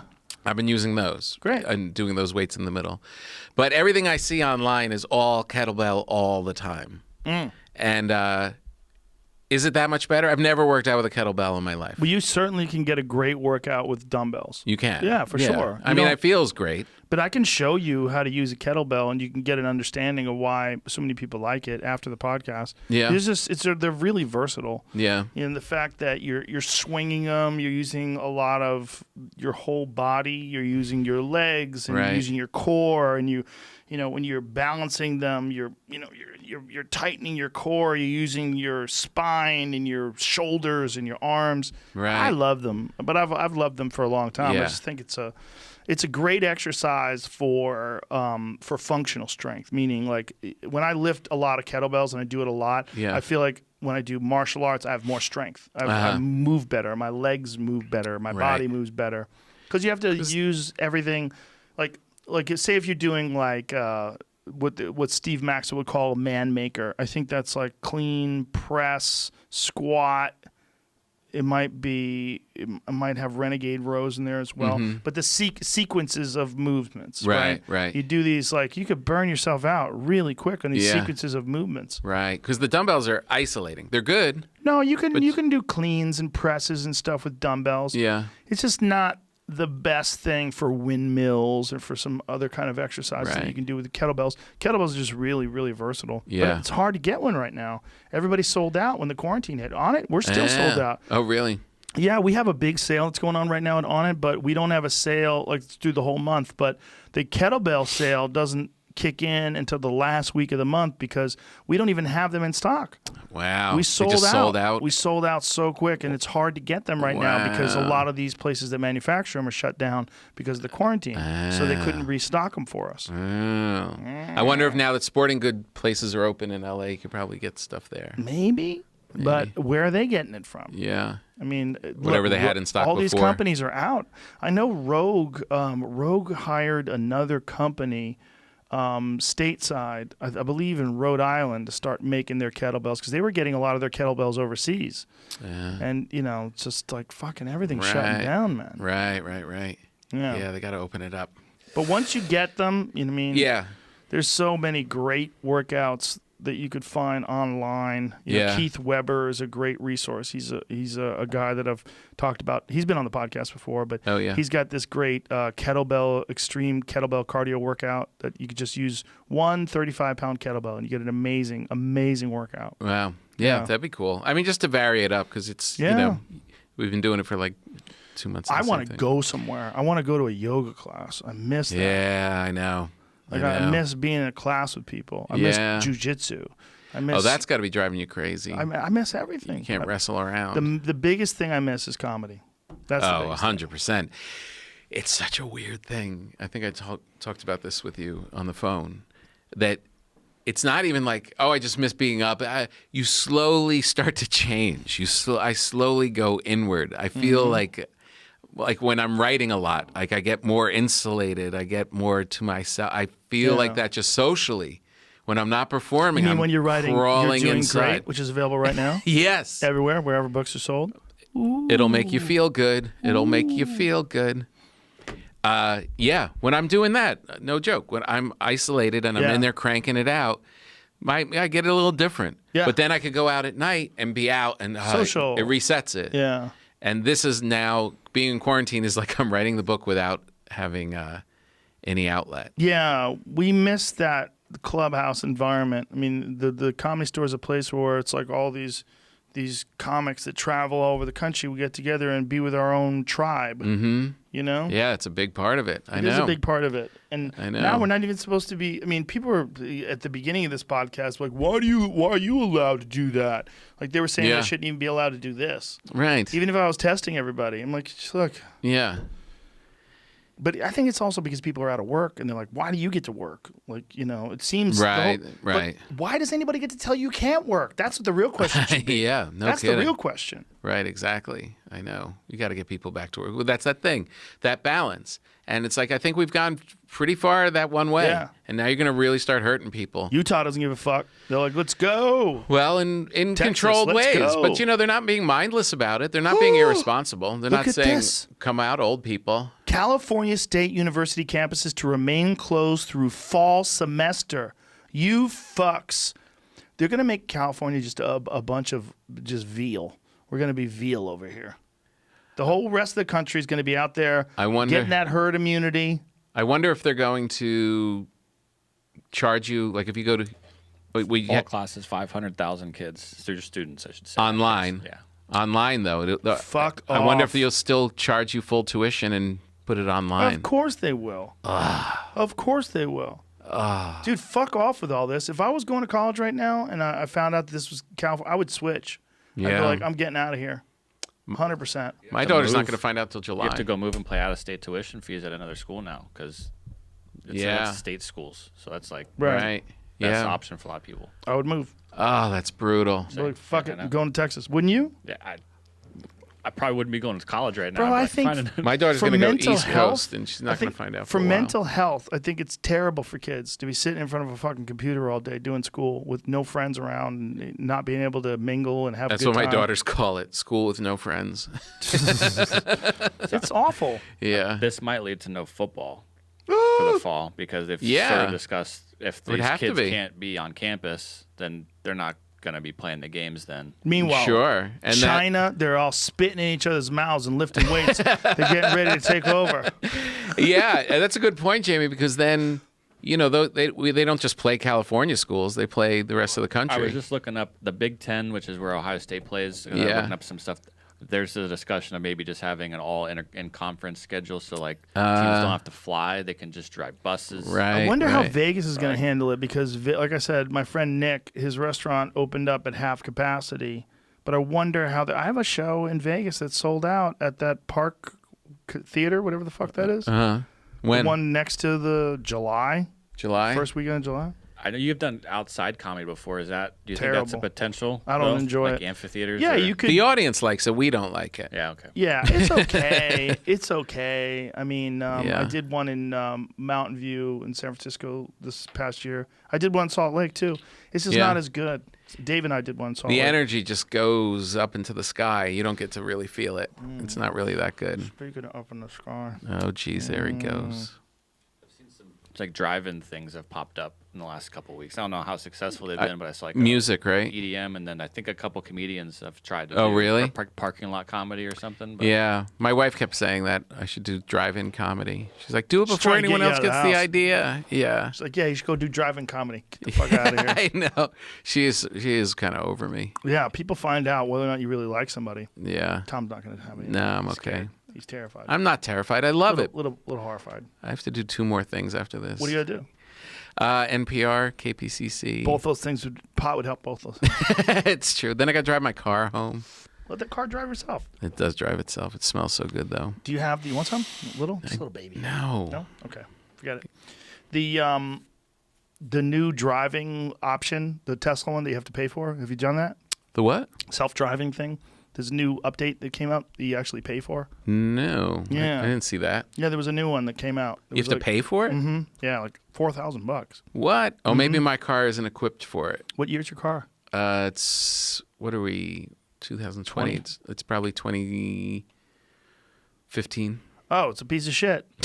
It's a beautiful Probably car. barely has any batteries. It's got great battery. It dies real quick, right? No, Come on. How fast does it go? Slow as shit. Faster than I need it to. No. Yes. Impossible. It's a killer. You should have the new one. I This should is have the new ridiculous. one. This is know. outrageous. You're right. You're right. I Yeah, I should think- update, but I think I'm probably missing some hardware though Yeah, I think so. for that. What does it do? I don't know if I haven't tried it yet. Yep. Tesla's it? latest self-driving visualization comes to life in this impressive picture. Ooh. Oh, so it shows the cones. That's interesting. Oh. Yeah, because it. Oh, so it'll Oh, it stop shows for someone things with that. a stop sign. Wow, that's crazy. It shows Oh. the stop sign. What It reads the stop sign. will it stop for traffic lights? That's the thing that mine does not do. I don't think it does that yet. Well, then I'm not interested. Then it's a lemon. Tesla's autopilot. Go back to that. On V9 shows great improvements when it comes to rendering the surroundings on the screen, but I'm often getting these weird bugs when stopped or at low speeds. Play that. Let's see what that does. What's the weird bug? Weird bugs. Oh, people are just like moving around like ghosts and shit. There's no one there. Oh, that's weird. Yeah. Well, it's all electronics. But then, have you heard of any viruses infecting Teslas? No. Maybe I shouldn't have put that out there. Dude. Have you heard? Dude. I mean, I'm sure someone must have thought about it already. Yeah, I'm sure they've been trying to crack Yeah, in. I'm not the guy who's Yeah. going to be the first one to think that up. Yeah. No, I think, yeah, but there's certain things, there's like certain modes and stuff so that people don't mess with it. Like a mode like to kind of shut off the computer. Yeah, and there's Sentry mode too, right? Right. How many people have caught keying in them? Oh, really? Yeah, it's so weird, man. People Keying? look around, no one's around, like scratch the shit out of someone's car Why would you do that? because they're angry. It's ridiculous. It's usually people that they don't even know the person. Right. They just decide this is a nice car. They see this sweet Model 3 sitting there. They just walk by with keys and scratch the shit out of it. What are they in? So weird. What are they in Warriors, the movie? Well, I think that's why Elon made those Cybertrucks like bulletproof. It's like, there's got to be a way. Got to fix this. Gotta fix it. Yeah. And we're gonna do it. Yeah, so make it all out of like sheet metal steel. So they do have some sort of like hacking competition to look for bugs. Oh, God. A group of hackers won a Tesla Model 3 and a $35,000 prize for hacking into its systems. Matt Kama and Richard Zhu, hope I'm saying that right, of a team called fluoroacetate, exposed a vulnerability in the vehicle system during the hacking competition. The hackers targeted the infotainment. That's a weird fake word. Yeah. Infotainment. Which is it? Is it information or is it entertainment? That's ridiculous. How about media system? Yeah. On the How about the Tesla Model radio? 3? Yeah, I don't like that infotainment word. Infotainment. It gets thrown around like a real word. Yeah. We have plenty of words that cover both of those things. Right? Yeah. We don't. No new word needed here. We don't need to make hybrid words. Yeah. It just seems like a weird time. How'd we get on the Tesla? We were talking about. Talking about your car driving itself if you got high. Oh, if I got high, right? Yeah, The see, dessert. my memory's strong, even with the weed. That's rare, though. It's very unreliable. My memory's super unreliable when I'm high. Yeah. No kidding. I know. Sometimes it's great, though. Sometimes I can pull things out of or Out of the deep. Yeah. Right, exactly. What's with all these old boxers coming back? Evander What do you mean? Holyfield is coming back now What? too. Yes. Have you seen the Mike Tyson He's video? like 65. Mike Tyson's coming back. What? Yes. You haven't seen? Dude. No. Okay. Go to Mike Tyson's page for his most recent video on his Instagram. Get ready for this. Oh, really? Get ready for this because he looks fucking sensational. What is he, 55? 53. 53. I think. Yeah. I think he's a year older than I am. I'm 52. But he looks fucking incredible. Really? Terrifying. Dude, He was so terrible. but Was wait there till you see anything more this. exciting than his fights? They were a cultural event. Oh, my God. Yeah, I mean, so exciting. the only concern was that you were going to spend money and you weren't going to get it back. Look at this. Right. You needed volume so you can hear this too. Whoa. I mean, what in the fuck, dude? Oh, my God. Dude, he looks like old. I'm back. I'm back. You know what's really funny? Oh, my He God. said on the podcast when he was in here, he said he didn't want to work out again because his ego would get fired up again. Uh-huh. And he's actually said that in his post that my ego had been reignited. Does that mean his Yeah. rage? No, see if you can find it. That his ego would be... There's he said Because he's like being zen and doesn't want to... yeah, he gave a statement about it saying that like his ego has been reignited. Good for him. Yeah. Oh, Good for us. He said something about how the gods of war have brought him out again. It was like really heavy duty Jeez. shit. I think it's real recent. Like, Wow. see if you can find the quote. But it was like, oh my god. When you were with those him- gods of war have reignited my ego, Oh, my God. and I'm ready to go again. Yeah. Jeez. He's gonna fight. How do you think he'd fare against a I think- 28-year-old? I don't know. It depends on the 28-year-old.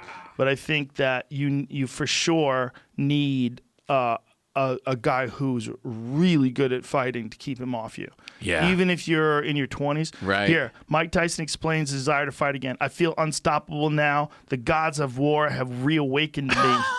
And he said something about his ego firing up. See if you can find that quote. was that was so one of the things deadly. that he actually talked about in the podcast.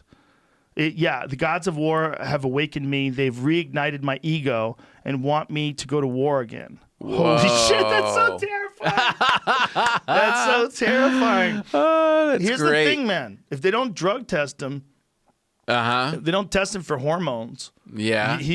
things are way different. What do you mean? Because if he takes hormones, if he's taking Right. testosterone and growth hormone, thyroid hormone, all the things that people do when they take hormone replacement Right. therapy, your body functions way better at a way later age. It's different. It's very Right. different. So if we're talking about like being a 53-year-old man in 1985, there's no chance. Right. Everybody fell apart.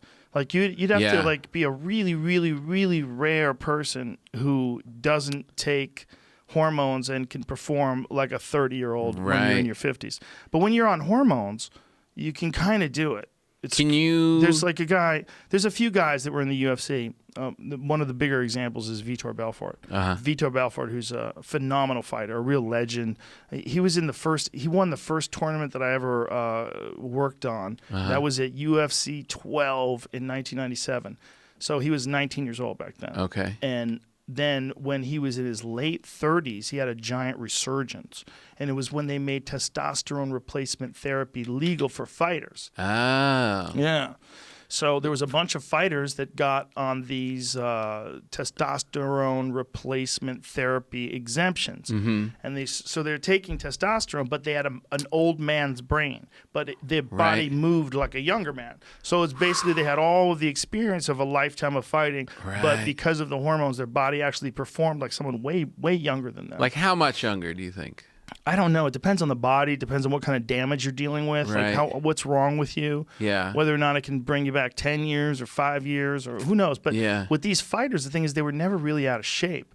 And Right. some of them, there's quite a few of them, in fact, and I'm not going to name any names, but some of them needed those hormones because they had done steroids.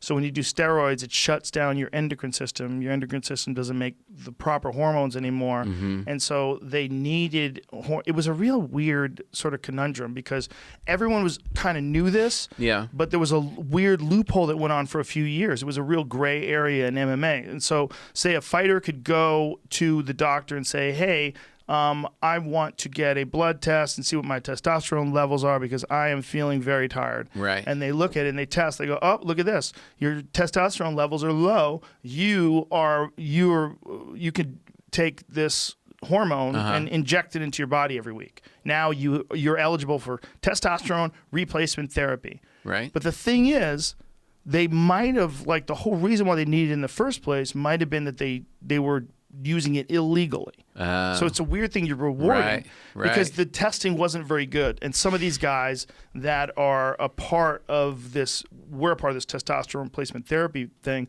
they were ones that were kind of accused of possibly using performance-enhancing drugs in the past. Right. So then they get to use them legally. Right. And yeah. Vitor, dude, I'm telling you, everyone in the MMA community would talk about TRT Vitor. Because TRT Vitor was a guy who was in his 30s. He'd been fighting a long fucking time. Yeah. But all of a sudden, he was moving like a demon again. Right. And just smashing people. Right. You ever see him fight? No.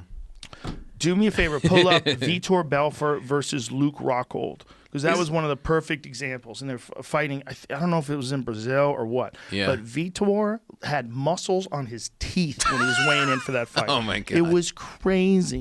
And he just blitzkrieged And Luke it was okay to Rockhold. do. It was legal. Right. What he was doing was legal. Right. It was, and then it took a while for everybody went, hey, what Hold the fuck? on a What's minute. going on? This is not, we can't do this. And so then the UFC went the whole other way, and they brought in USADA. And the U.S. Anti-Doping Agency now handles everything, and they randomly test fighters in the middle of the night, and people get popped for stuff all the time. Oh, really? Yeah, they're really strict, man. Do you think they Calvin should be? Gastelum just got popped for marijuana.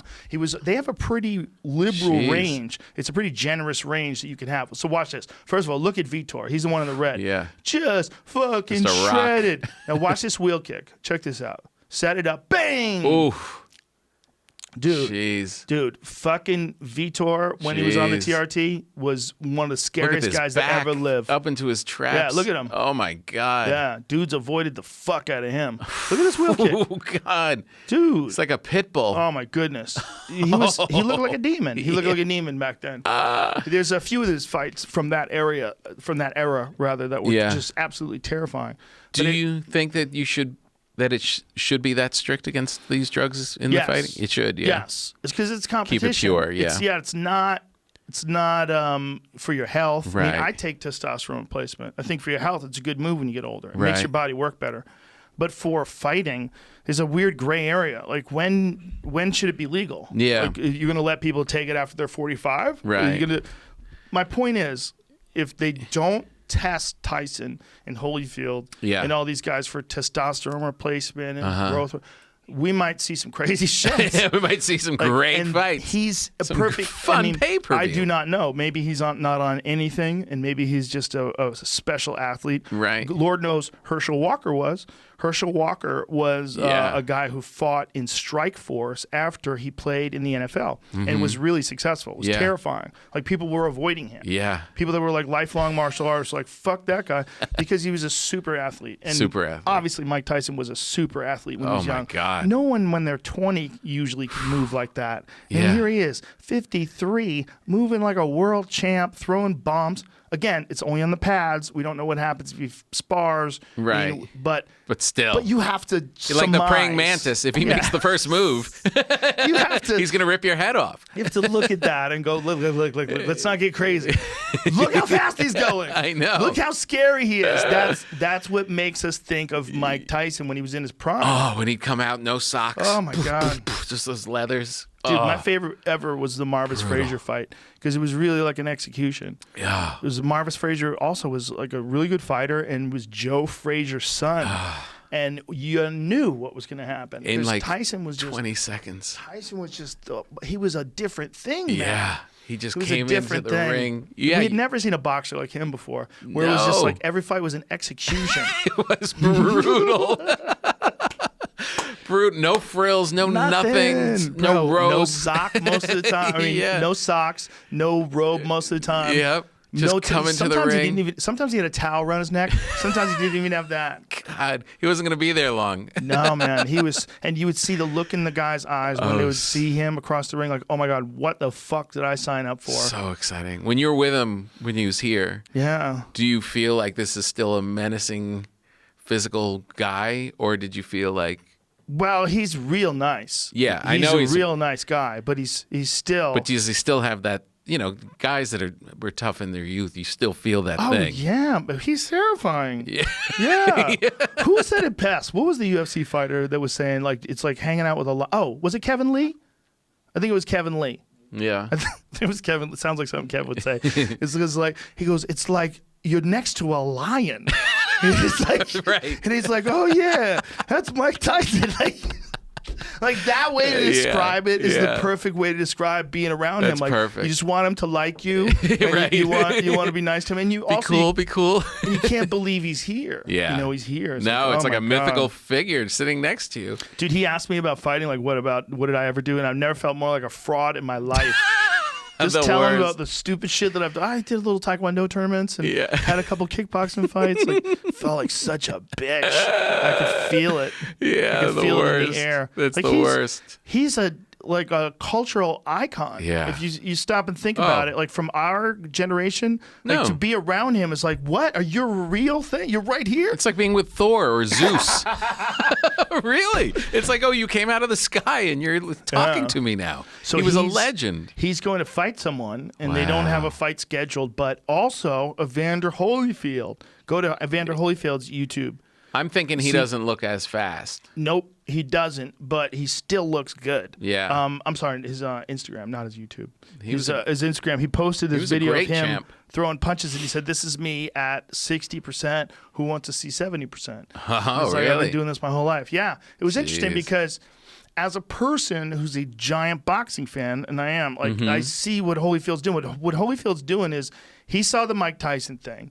He saw Mike Tyson looking amazing, and then that fire just got click, got turned on, and he's doing it slow and deliberate.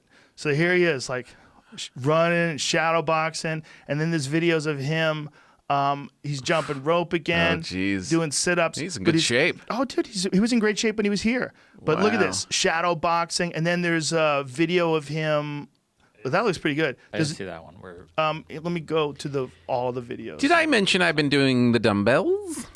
I think it's that that's not it. the one. Is that it? I think it was before that. You think Was that'll be the fight? announcement of him coming back. That's the announcement, but there was another one of him where it said, "This is me at 60%. Who wants to see 70%?" Jeez, look at him in the prime. God. Maybe there. Nope. Second him. What does it say Did you there? see him in his That's in Golden prime? Pads. It was really recent. It's him. He's hitting the bag. He's doing some other stuff. God. He was tough. Oh, he was amazing. He's one of the greatest heavyweights of all time. I'll look. Either way, that's okay. Wow. But he's basically, him going through a workout. He's Yeah. throwing some punches, hitting the bag, Jeez. throwing some uppercuts, and you're like, wow. What if then- it's a Tyson Holyfield fight? Dude, that's the fight. If you were going to make a crazy fight Yeah. of two 50-year-old guys, that's the fight. People would pay for that for sure. Oh, fuck yeah. Oh, fuck yeah, they Yeah. would. But here's the thing. Do you just jump right into that? Or do you? Or Yes, you do. Because let Tyson fight a bartender first? just from a promo standpoint Yeah. to get everyone excited. Well, there was a guy who's a rugby player who's, I believe he's 7-0 in boxing. Mm-hmm. I think they offered Tyson a fight to fight that guy. And I think his thought is, no, he wants to fight a real boxer, like not just a guy who's like a hobbyist. Right. Yeah, let him take down Lennox some tomato Lewis, can. what? I've been training lately too. Oh my goodness, 54-year-old Lennox Lewis. Hey man, imagine man. if in this day and age the three of them have like a fucking fight off, like a Super Six tournament. Yeah. Fuck, that would be crazy. Now you're. Lennox they Lewis- can take testosterone. These guys. I don't know. That's Would that the be thing. okay? If in the they- boxing federation? I don't know where they get it done. I don't know who does the testing, what the rules Right. are. It would depend. It would vary on the state athletic commissions. You could always do things on tribal land. They have their own rules. Right. You could always make agreements, like the fighter Right. can't take more than this or that, and you have to be within this level or that level. Right. Because you don't want guys like juiced up on some psycho drugs. No, Because no. also, like, if you're not going to drug test at all, like, okay, there's Yeah. other stuff that people could take. People take Adderall and fight. Oh, yeah. Yeah, Just for focus? Yeah, I've seen people who actually were on Adderall who were told by the athletic commission that they couldn't take the Adderall. They had to get off of it, and then they had to wean themselves off and then come back and fight. Jeez. Yeah. Wow. Yeah, there was quite a bit of an issue because there's Right. guys who were prescribed it by the doctors. You know, they have ADHD or something. Right. And they're on this Adderall, and the athletic commission was like, no, sir. Oh, yeah. You know, I did a baseball event. It was the All-Star game for softball. You know, before the softball game before the All-Star game the next day. Oh, okay. Celebrity legends thing. And you get to play with all the baseball players. And I hang out with the baseball players, and they were all talking about how in the 70s and 80s, they would, when you were pitching, you would put amphetamines in the coffee because you wanted everybody to be super alert and be able to see stuff, and you wanted everybody to play your best while you were pitching. They were like, it was just common. Yeah. People I were taking knew- that pills and stuff all the time. And then focus for the batters as well, right? Yeah, so their team would win while Yeah. you're pitching. Yeah, not even They would just see the ball as a big. Yeah. Yeah, I've never done them. Me neither. But I know a lot of pool players who really got into amphetamines during gambling events because the pool culture is very strange when it comes to gambling. Yeah. And one of the big things is they play until someone quits. Right. It's like you can win. Like you could say, okay, we'll do a race to 10. Right. And if you beat me, and if I want to play you a second race and you just bail, you get a bad reputation in the world of gamblers. The idea is, this is very debatable. Some Yeah. guys don't feel bad about stopping early, and some guys do. But the old school hardcore guys would Yeah. never quit. Right. That's like a scene in The Hustler with Jackie Gleason and Paul Just wears Newman. them down. They go all night, and then all through the next night. He has a breakdown. He's just all sweaty, and then His character and cracks. Fats Yeah. starts putting himself together. He's like, Yep. "Oh, it was better at the end." Yep, he washes his hands. So great. He changed his Tightens suit. his tie. Yep. Powdered his hands up, Like a baby. Fats. and he goes, Fast Eddie, let's play some pool. And then Paul Newman's drunk. I mean, it's a classic scene. So great. But it's a realistic scene in terms of like the culture of like hardcore gamblers in pool. And in the 70s and the 80s, when gambling was a really big thing, Yeah. with pool players who travel all across the country, there's all these great road stories. Yeah. There's one by David McCumber about my friend Tony Anagoni. It's called Playing Off the Rail, and it's all about them just traveling from town to town gambling. Wow, And that's it was great. a bit, but Tony would do it completely naturally. Like Tony was just a strong-minded, really good pool player who would do it with Yeah. no drugs. But other guys would take hardcore amphetamines Right. and be up for days. Jeez. It was famous that guys would have like these sessions. Wow. You would go home and go to bed, and then you'd call the pool hall at like noon, like they're still going. Like, what? And my they went all through the night, and they played all through the day. So you would go down there like after lunch. Yeah. It'd be 3 in the afternoon, and these guys who'd been playing pool from 7 p.m. the night before Wow. were still playing and still talking shit to each other, and they're all just gacked up you on just- speed. Until somebody broke. Yeah, there was speed That's guys, amazing. and then there was the guys who were the natural guys who would get mad at the speed guys. Yeah, he Yeah. needs that shit in his system. Right, he can't right. fucking play me like a man. Should I take testosterone? Would it make me You feel? should go to a doctor more- and find out what your testosterone levels are. You mean you might When I not went for my have to. physical, it wasn't low. Oh, well, you're good to go. I was, but it's got to be lower than it was when I was 17. I'm sure it is. And there's some strategies to lift it up, and one of the best ones is stop eating bread. Sorry. What? God damn it! Some people think that's actually true. Some people think that one of the best ways to keep your hormones strong is to have less inflammation in your body. Right. Less. Right, right. And carnivore diet, like any diet where you're eating very little carbs, Yeah. probably will boost it a little bit. Yeah. It's good for people that have autoimmune issues for some strange reason. When people cut out bread and pasta and sugar and even vegetables, some people with like psoriasis, it just goes away. Really? That's weird, man. Yeah. Like I don't. That's extreme. Yeah, it's a weird. I did it for a month. It's a weird way to live your life. Yeah. You know, it's like you get tired of. It does feel great though to, you know, I'm not going to live that way, but when it's just when you don't have any of that and just have some of your elk or whatever and vegetables and just eggs the next morning and just even just for like 2 days, you feel like different. You really you it's feel like a different. person who doesn't fly. Yeah. If you're eating healthy food, I mean, healthy food is the #1 building block for your body. Yeah. You have to think about it like if you're making your body. Like your body is essentially building itself up all the time and regenerating tissue and regenerating cells, right? We all know this. Yeah. If that's happening, what is it doing it with? What are you providing? What kind of protein? What kind of vitamins? Cool Ranch Doritos. Holy cow. We're gonna have to build a house with this shit.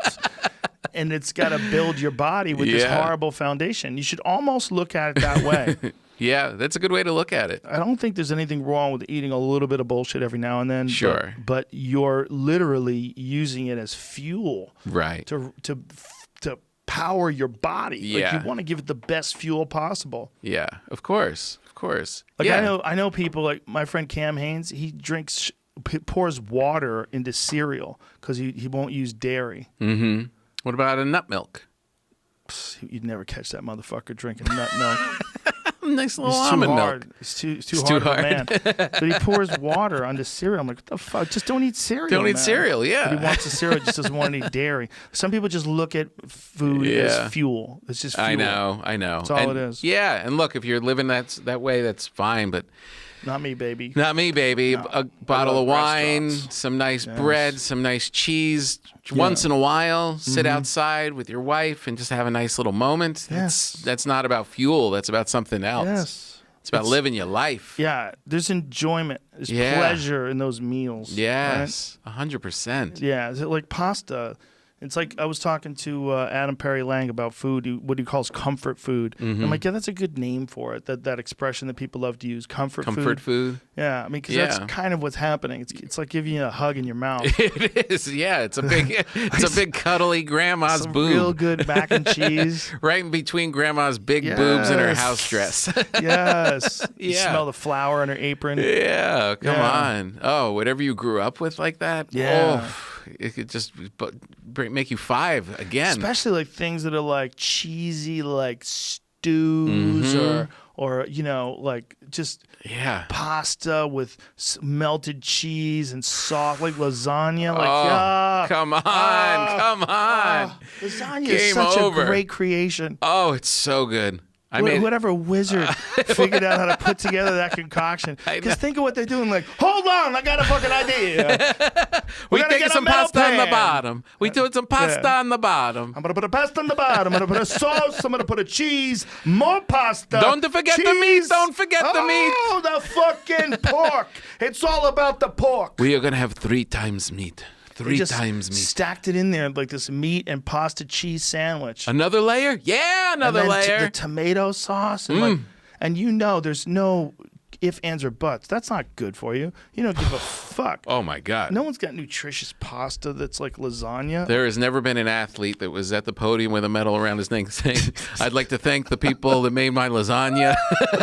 There's something about it though, like when you're eating it, you're like, I don't give a fuck. I don't care if this is bad for me. This is so good. I make that on Christmas Eve. Oh, it's such a good thing to make. Oh, and it becomes like, because it's a lot of work. You're only doing that a couple times a year. And when you do it, like now the kids all think of Christmas Eve as the time for the lasagna. I mean, that's memories, that's love, that's all of that stuff wrapped into one. My grandmother used to make her own pasta. She did everything. Really? Everything was homemade. Oh, my God. Yeah, it was crazy. Oh, my God. I grew up with that. Oh. When I was a little kid, I remember when I was over their house, like my grandmother, she had like the rolling pin, the flour, and she's making the dough, and she's pressing everything and pouring the flour on it and pressing it again. And a master. Where was this? Where was she? Jersey. In Newark, New Jersey. She was reckless, this lady. She would cut a loaf of bread towards her with a giant-ass knife. like this. I'm like, your tits, Grandma. Your tits are right there. Don't cut yourself. I kept thinking she's gonna cut herself. Never. She's been doing never. it every day for She'd her be doing whole it. life. Yeah, her whole fucking life. But God. reckless lady. Oh, that's the best. Cut towards your tit with a giant old knife. But you knew when you walked in there, Yeah. you were going to be fed. The only thing they didn't make is bread. We would get Yeah. bread. My grandfather had 2 places he would go in the neighborhood that we would go, and he would take me on a walk with him to get the bread. It was only like a couple of blocks away. Amazing. Yeah. Amazing. It was wild, man. Italian immigrant cooking. That was my grandparents too. And what was amazing too is even when they weren't going all out, if they just did something simple, it was like the most mind-blowing. She used to make the escarole, which is just like this leafy. Yeah. Oh, just Tommy, just take this, take a little piece of bread, just have that. And it was like, come on. Yes. Come on, to your knees. Yes. She would make these little twists, these little pasta twists, Uh-huh. and it was all fresh pasta. Yeah. So when you bite into it, it was like it had this chew to it that was so satisfying. With the homemade tomato sauce. Bro, it all came from my grandfather's tomatoes that he would grow in the backyard. She would do the whole thing from scratch. Boil the Lord. tomatoes and make the sauce and add the garlic. The kitchen just, you'd walk in, you'd be like, I'm fucking starving. Like, As soon what as is happening I always in said here? as soon as I got out of the car in the driveway, the smell would just carry you into the house. Oh, the tomato sauce, the smell, so good. the garlic. Good for your soul. Oh, Good for yeah. your soul. Now I'll never forget that, man. I'll never forget watching her make things, and she wanted to make it for everybody. She wanted everybody to eat her homemade pasta. Oh, she knew she was good at it. Oh, She for knew. sure. She We would knew. go crazy. She would serve us, and she'd just look at us and be like, "Oh my God, Grandma." Was it a big family? Oh Did you my have like God. cousins? Yeah, and yeah. stuff? Everybody would come over. Yeah, we would do. Yeah. Before she got sick. Yeah. She had a stroke. Oh yeah. It was horrible, man. How old? She wasn't that old, and she lived for another 12 years. Wow. They thought that she had 48 hours to live. The doctor was like, she's got maybe 72 or something. Oh, my Like, God. Say your goodbyes. She's in bad shape. 12 years. She had a stroke, and people no one knew. So she Right. fell down outside. She had a hemorrhage, and she fell down outside, and like they didn't find her for like a half hour or something. Like no one knew that she'd been out there. That's that the she whole fell key with asleep. stroke is speed. Yeah, that's what they say, Speed. right? But we only learned that like Yeah. last week. Oh, that's brutal. Yeah, aneurysms are crazy, right? Like everything's fine, and Yeah, then one day poof. just boom, things start bleeding. No, I don't like to think of those at all.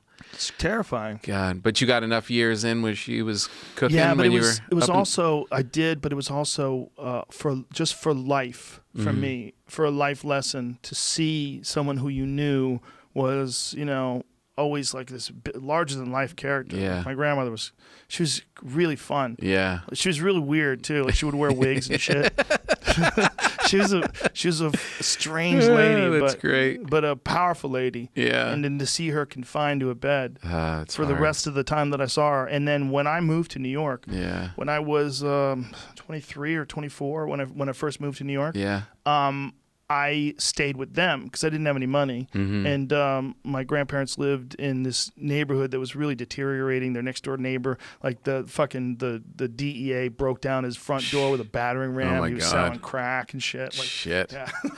Oh man. Heavy. The neighborhood got heavy. Yeah. But to stay with them while they're in the twilight of their life, and my grandmother was in really bad shape. Yeah. So she would like moan all the time, make these horrible noises. Oh really? For Yeah. years, kind of a thing. Oh or? yeah. It lasted a long time, man. But it made me. The lesson was okay. You have to really savor the moments because they can go away. Yeah. They can go away quick, and also you got to take care of your body. Yeah. Like you have to, and no one from her generation did. Forget it. They were just trying to survive, man. She was exactly. a kid during the Depression, Yeah. so people that were kids during the Depression, man, they were scared. Yeah. They didn't eat. I Yeah. mean, they had no joke. Not like No joke. now I'm Right. starving, like real starving. Yeah, like terrifying. Yeah. terrifying times. Yeah. No, and you saw how they treated food that whole generation. Like my grandmother wouldn't throw anything out. Nothing. There was no waste because they always felt like you could, right around the corner could be another time when you're not going to have it. Also, you didn't cook anything new. You just ate the leftovers. You had to eat your fucking leftovers That's before right. you cook some new shit. That's right. You know? I know.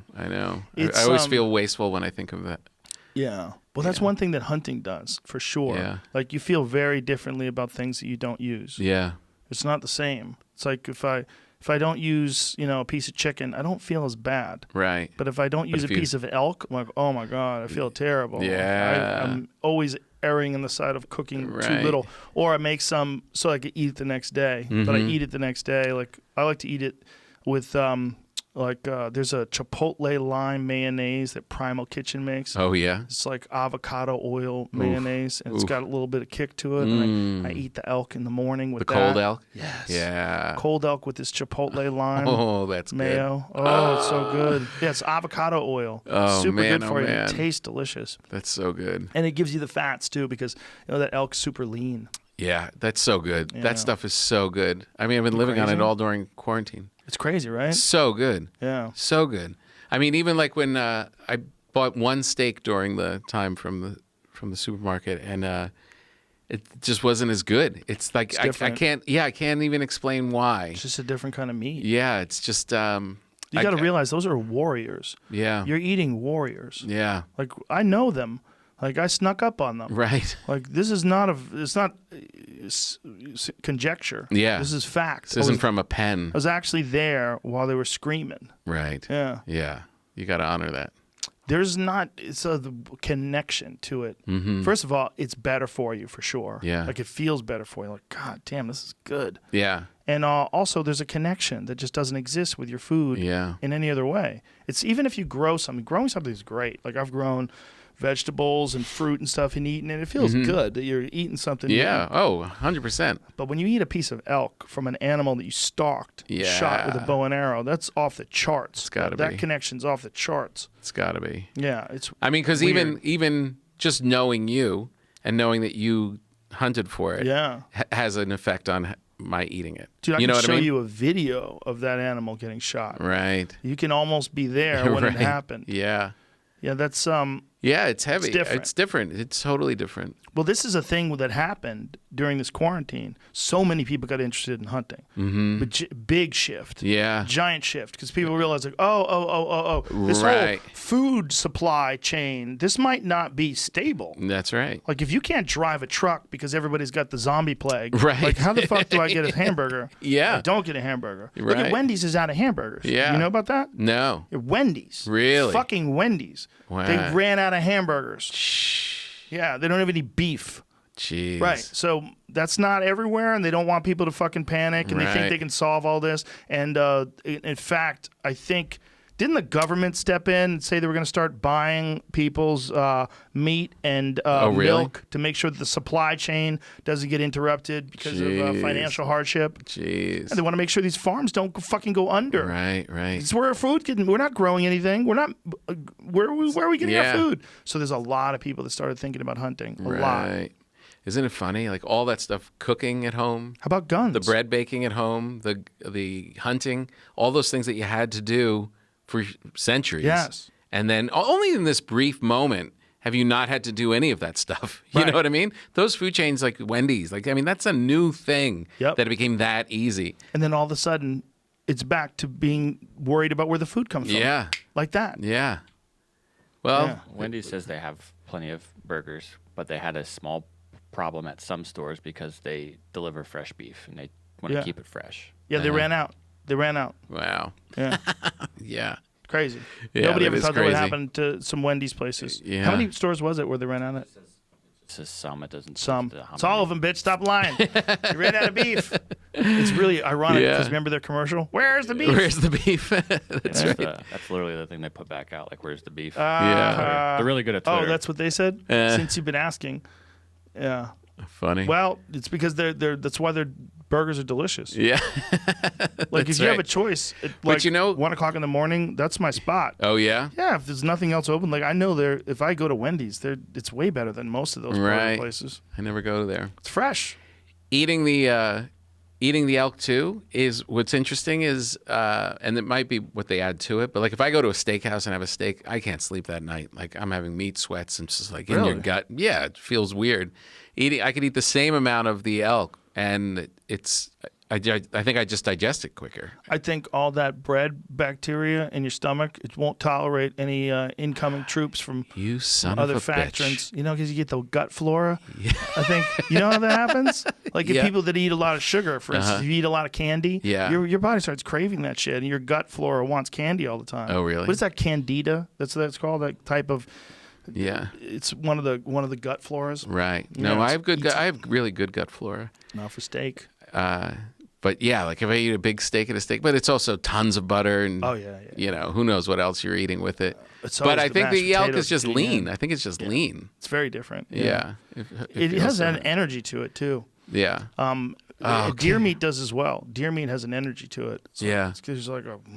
That's what my brother-in-law and sister, he in Jersey from hunting. They've been just living on that Do during you think quarantine. you could ever hunt? I don't know. I think probably. Yeah. Yeah. You know what you should try? I could You should hunt. try to go to Lanai. Lanai. Yeah, because there's an animal there called the axis deer that we hunt, and it's Right. really delicious. It's also an invasive species. They have way too many of them. Mm-hmm. Right. They hire snipers to come in and shoot the deer. Right. It's not like anything you've ever seen. Yeah. Okay. Lanai has 3,000 people, super nice people. Yeah. Really cool place. 30,000 deer. Dude, Oh my it's crazy. God. These are just estimates. Might be 20,000, might be Jeez. 30,000. They don't know. There's so many, man. So does it even feel like hunting? Like 'cause- Yes, because for me, because I'm doing it with a bow and arrow, it's Right. very difficult. Yeah. Very difficult. But for a rifle hunter, it's 100% success rate. Right. 100%. Yeah. But you will actually be doing good. See, the thing Sure. is, Right. you can look at it one way. You could say, "Oh, is it even hunting?" Okay, Yeah. Well, what's your goal? Is your goal for it to be really difficult, or is your goal to be successful in gathering meat in an ethical way? Right, So right. if your goal is just to get the meat in an ethical way, it's 100% successful. Right. Because it's 100% a good thing to do because Yeah. they have to do it anyway, and the food is great for you. Yeah. No, it's kind of similar to golf in a way. Golf is a really great game. It's really it's thoughtful. There's bonding with it. It's challenging. It's all that stuff. And then there's a faction of it that's filled with douchebags, filled with guys who you don't want to talk to, you don't want to be friends with, who are just big blowhard douchebags. The finance guys. Right. Yeah. And I'm sure in hunting and in everything else, there's that same thing. It's people like what you just described is like, I would do that in a second. Yeah. And then there's other people that just kind of like abuse it and have like, we're throwing our beer cans into the woods. There's way less of those people than you would imagine. Yeah. It's way more people that respect it. That's good. But there's also different kinds of hunting. Like there's mountain hunting in like Colorado or Utah or Wyoming Right. or Montana. That's the hardest shit. That's gorgeous though. There's like a special level of hunter that's like a fitness fanatic, Right. backpacking. Right. That's the top of the food chain world. Is like Yeah. the bow hunter that lives off his back, that goes into public ground and hikes the back 9, country. 10, 12 miles in, shoots an elk, carries it out on his back. Literally takes Yeah. like 8 trips to do. Oh my God. Those are like athletes Yeah. that get their food from hunting. That's crazy. Yeah, those are exceptional Yeah, I never thought of people. that. Like what happens? How do you get it out of the woods? Dude, my friend Adam Greentree, he's the guy who shot that buffalo up there. Wow. He went to Colorado. He went to a couple different places. Yeah. Where he was out in the woods for 28 days by himself, solo. 28 days. 28 days until he finally got an elk. And he put it Jeez. all on his Instagram. And then he had to pack the elk out. But in those 28 days, he documented everything on his Instagram stories. And one of them, he had a fucking encounter with a grizzly bear. So grizzly bear kept bluff charging him. And he had a pistol that had the wrong round in it. So the pistol wasn't even effective. So he's pointing a gun at the grizzly bear. And if you're looking at it, you can tell that the gun is jammed. Like the bullet isn't even it's not even in the chamber. Oh my God. He has the wrong round. Oh my God. So meanwhile, he's pointing this like dummy gun, thinking he's going to stop this bear, and the bear's just running at him. And he didn't even realize it until after this was over that the gun didn't work. He got the gun from somebody else to protect him from bears while he was out there. Oh my God. 28 days. That's a long time. But dude, there's videos of the bears like looking at him, standing up. Watch this video. Right. Oh, that's him? That's it. Twice. She comes a third time. But you see how the gun's jammed? See that hole? Right. See that opening? Yeah. That's because the round's not in the chamber. so he's get this He's just- pistol, and he's she's not standing aware up of in it? the background. See Oh, her yeah, standing up? yeah, Watch, she's yeah. gonna drop down, and then you realize, oh my God, that's a bear. Oh my god! Look at that. See, she drops down. Oh yeah! Like, oh my God, and she kept charging him. Holy cow! She bluff charged him 3 times. Oh, what if she must have had cubs around or something? Yeah, that's what he thinks. And they Yeah. just decide that you're a threat, and sometimes they follow you around too. Oh my god! Where are you sleeping that night? He sleeps in a tent. You know what I mean? Sleeping in a tent. Yeah. You know what else they do? They put these little electric fences around their tents Oh yeah. to protect themselves. Little battery-powered fences. It gives the bear a little jolt. Oh, I So never the bear heard of won't that. Yeah, they do that in grizzly country. Whoa. Yeah. Is that new? That sounds new. No, they've been doing it for decades. They've been doing Really? that, yeah. I wonder when they Jeez. invented that. It's pretty cool though. They That is stick it in the cool. ground, and then they have a big car battery that powers the whole fucking thing. You get up to pee at night. Ah, you piss on it. Yikes. Yeah, that's a different kind of Yeah. connection to your food. Yeah. He takes it on a whole nother level. I don't do that. Yeah. I'm not good enough to do that. But there's something to all those kind of. It's just being thoughtful about any stage of it. Like your grandmother making the pasta. Yeah. That thing that she's actually doing it.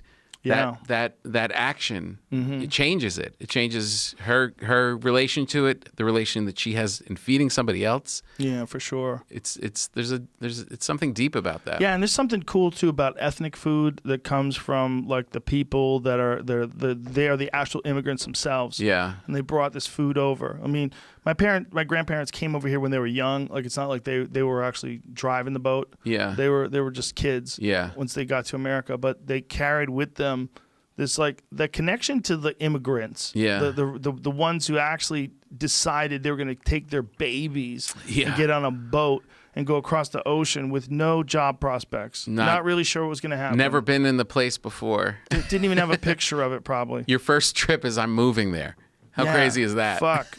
And you've got kids.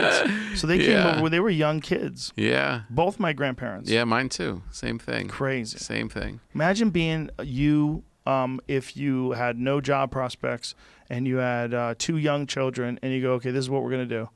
We're going to put everybody in a boat Yeah. and we're going to go to the other side of the planet because I heard there's jobs there. Yeah. No kidding. Please. Fuck. How about the people that are just walking with their kids, just walking, just going towards something else? I mean, the desperation of people to be in that spot. Oh, yeah. Well, how about people before houses? You Yeah. still have kids. You still have Yeah, babies. right. But you can't even lock them in the house because you haven't invented houses yet. You're like, shit. Yeah. I mean, you really a whole stop and different think level. about the hardships that other human beings have faced. No, I know. It That's makes our hardship seem so trivial. And I think that's part of the problem that people are saying, like, hey, yeah, this isn't great, right? This pandemic is not good for anybody, but I don't know if you guys are handling it the way I would handle it, and I don't know if you should be able to tell me how I can handle it. I don't know if this is logical anymore. Yeah. And Yeah. that we have to accept these hard times, and we have to figure out another way to do other than just standing still and waiting for it to go away. Yeah. Yeah, it's very strange. Because our society is kind of ways standing still. No, and think about how short it's been that we've had to figure it out. I mean, Real this quick. is Pow. March, April, May, 3 months of like trying to figure out how real the threat is and what we're going to do with it. I mean, it's Dude, I was driving down the street today, Crazy. and I saw this lady walk across the street with a mask on, and I was like, oh, yeah, there's a pandemic going on. right. Like, you know what I'm saying? I know. Like, for a moment, I got so used to how weird everything is Yeah. that I know. forgot, and then I see this lady walking across the street, and I was like, oh, yeah. Oh yeah. Oh, yeah. We're in the middle of that. This is happening. Yeah. This is going to be one of those things where we look back. We go, oh, that's the moment where I realize that life doesn't follow a pattern like the movies. That life is just weirdly random, and sometimes you find out that 100%. the people that are in charge of making the decisions for everybody else Yeah. are no better at it than you or I. They're- They just have the job of doing it. Making it up as they go along. Right. I know. Can I you know. imagine if it was up to you? No. If they said, hey, Tom Papa, you're a funny guy. Why don't you tell us how we should restart the economy? Yeah. Right. Exactly. Yeah. And one of your decisions, people are going to be dying on your watch regardless of which way you go. Yeah, we're going to blame you. Yeah, and you're going to be blamed for it. Did you see that lady? I don't envy them at all. Did you see that lady who got into it with Trump? No. This reporter, first of all, she was asking a question with a mask on, which is like, settle down. That's so crazy. Everybody there had to have a mask But he on. didn't have a mask on. He's the only And she one took that it didn't. off when she got mad. Oh, she did. Yeah, play it. Play the Oh, video. yeah, everybody there had She one on. she took it off when she got mad. What- So this is in the what White House? happened. She was saying, why are you bragging about how many Americans have been tested and that the United States tests more people than anybody? Right. When 80,000 people have died. Like, why is this a competition for you? Uh-huh. And so he says, he said that you should ask China. He said people are dying everywhere. If you want to ask someone about that, you should ask China. Mm-hmm. And she says, why did you say that specifically to me? Because she's Asian. Oh. So, and then he goes, thank you. Next question to someone else. And then this lady steps in, and she was like, I have a question. She was like, and then she wanted to let her talk. Was going to give her question to that lady. So she'd ask again. This is something that reporters are doing now. Right. It's adorable. The president says, next person. And he goes, sir? He goes, yes, you. He goes, I'd like to give my colleague this question. And then they give it back to her. So the reporters are forcing him to ask questions in a really sneaky way. And it seems like they're all in on it. Such a So when shit show. one of them has like some sort of a contentious exchange with the president, and the president says, next. So they say, sir, over here. He goes, you. And he goes, I'd like to give this question to my colleague. I'm giving it back to Bob. It's some crazy keep away game they're playing. Oh, man. And he goes, and she goes, why are you saying that specifically to me? Because she's Asian. And he goes, I'm not saying it specifically to anybody. I'm just saying you should ask China. Right. It's kind of crazy. Like, watch this. The U.S. is doing far better than any other country when it comes to testing. Yes. Why does that matter? Why is this a global competition to you if every day Americans are still losing their lives and we're still seeing more cases every day? Well, they're losing their lives everywhere in the world. And maybe that's a question you should ask China. Don't ask me, ask China that question, okay? When you ask them that question, you may get a very unusual answer. Yes, behind you, please. Yeah. Hold on. Here goes. Watch when she gets mad. Sir, why are you Mask saying off. that to me specifically? I'm That I telling should you. ask I'm not China? saying it specifically to anybody. I'm saying it to anybody that would ask a nasty question That's like not that. a nasty Please question. go ahead. Why does it matter? when Okay, anybody else? Please, go ahead in the back, Watch. please. I have two No, questions. it's okay. But We'll you go, pointed yeah. to me.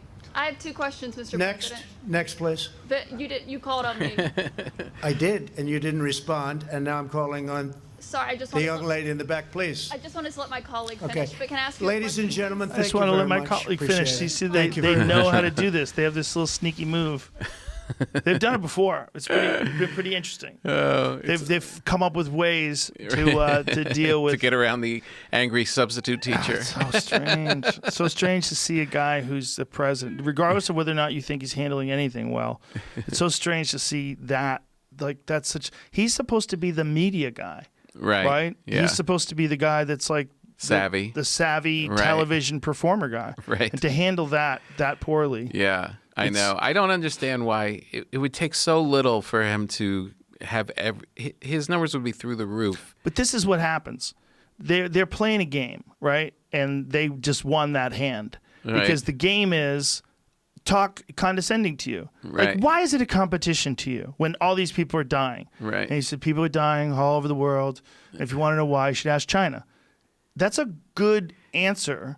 It is. To a question that's a gotcha question, but then she makes it racial I know. because it wasn't He necessarily did racial. come in with a hard ch. He did China, but he does that. China. But that's still not racist. I know, but So if he was talking to a white man, Yeah. and the white man said that to him, and he said, you should ask China, Sure. he would say the same thing. yes. It's just the worst case scenario that question gets asked by a lady with a mask on who's Right. Asian. China. And then she gets mad and she takes the mask off. Let motherfuckers know she's not even playing by the rules anymore. Yeah. Are you racist? It is a beehive of an environment there. It is It not is, but it's handled. also, I don't know if that's helping anybody. Like No. to chastise him. Well, and to get him riled up, and I don't think it's helping anybody the way he's biting. No. It's a complete breakdown of what that Used to be. Yeah. It's No, not what it used to be. It's no. like this weird gotcha competition, and then him getting pissy. Yeah. And him the fact that he stormed off like that. It's It's, like, it's a TV show. We're watching a TV show. We're not watching the adult telling us if it's going to be okay. you're so right.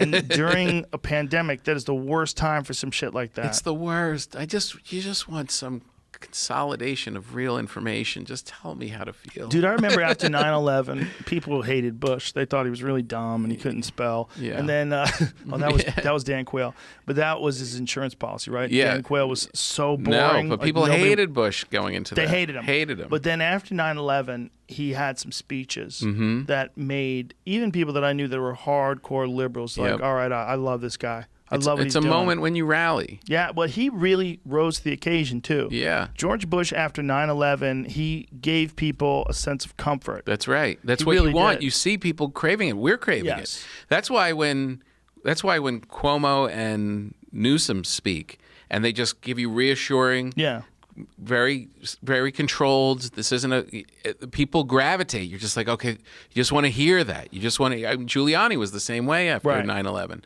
It was like, okay, you're making me feel better. That made Giuliani's reputation the way he handled 100%. it, like a leader. 100%. Yeah, it's you don't pit people against each other in a tragedy. But it's unfortunate that he can't see that, and he keeps getting caught. It's like, you know what it's like? It's like he's boxing with someone who's piecing him up. Like these things keep happening, so he keeps having these exchanges where there's like heated exchanges and words get said, and it's bizarre. Well, it's the really last strange. One was the one where he went off the fucking script where he's talking about therapies. Yeah. Maybe we could get some disinfection that kills it in a minute. And we'll the put it in light. there. A cleansing. You see the woman next to her, just like her eyes coming out of her head. She's taking deep breaths so she doesn't pass out in the middle of it. She was like, holy fuck. So then after that, he responds that, he was sarcastic. Yeah. The reporters asked him, he said he was sarcastic. Like, he should have said, look, I'm not a doctor. This is just an idea, because that's really what it was. It was like, I might have done that on a podcast. If I was, I'd have to be drunk. You'd have to be drunk. Say you would have to be Lysol out of on your somebody's mind. body. You would. I've never seen you smoke that much weed. I could get there. If you leave me alone long enough. I'll say something that dumb. I've said the dumbest shit of my life on this podcast high. Not that high. But here's the thing: what came out of it, which is really fascinating. Yeah. There was an actual publicly traded biotech company that came up with an idea to get, when in intubated people, to get a ultraviolet light tube down through that into the lungs and illuminate, because using ultraviolet light you can kill bacteria, right? You can kill viruses, and that's one of the reasons why they have those things like SteriPens, where you go backpacking. You can get some water out of a creek and you just use this ultraviolet light. It kills everything inside that water. Right. So they actually had this bio company, publicly traded company, put out this video on how this can be done. Well, their account was banned from Twitter. Oh, really? Because is it a real company? Yes, it's a real company. And they let him back eventually. Yeah. But this is how toxic this relationship with the president is. Right. Where the president says something on TV, Yeah. and then people go, what the fuck did you just say? Get light into people? And then this publicly traded biotech company is like, actually, we've already been working on that. And this is the concept. And this is the science behind it, because UV light kills fuck you, you're banned. They banned them. They banned a biotech company from Twitter. Now, they brought them back once it was explained to them. Yeah. But any other time in history, like say if this was going on, 10 years ago, and there was a virus, and the virus is infecting people's respiratory systems, and someone said, while these people are being intubated, we can actually stick a light through the same tube that the ventilator uses, and we'll illuminate the lungs. We could actually probably kill a good deal of this bacteria. People are like, oh, medical breakthrough. Right. And this, but you've day had and a age- complete disintegration, right? Yep. It's been that's the result of a breakdown, and that's what's been so.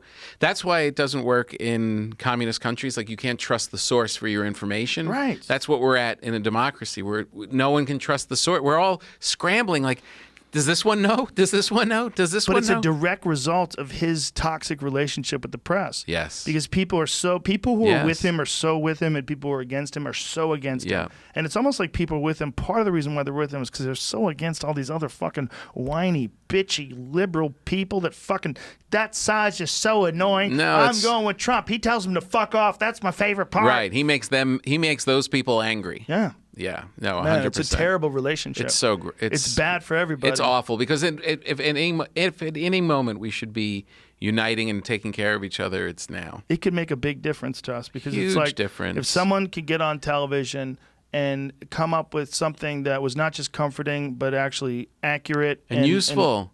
Give us something to do. Yes. Tell us what to do. Yes. And if we could all act as one for the good of the country, we would come out of this stronger, better, ready to go. Because we always, our whole life, we grew up thinking We're Americans. We can do anything. We can do it. Just Exactly. give us a challenge. We can do it. Yeah. And to now have this breakdown, like, no, we're split apart and doing separate things.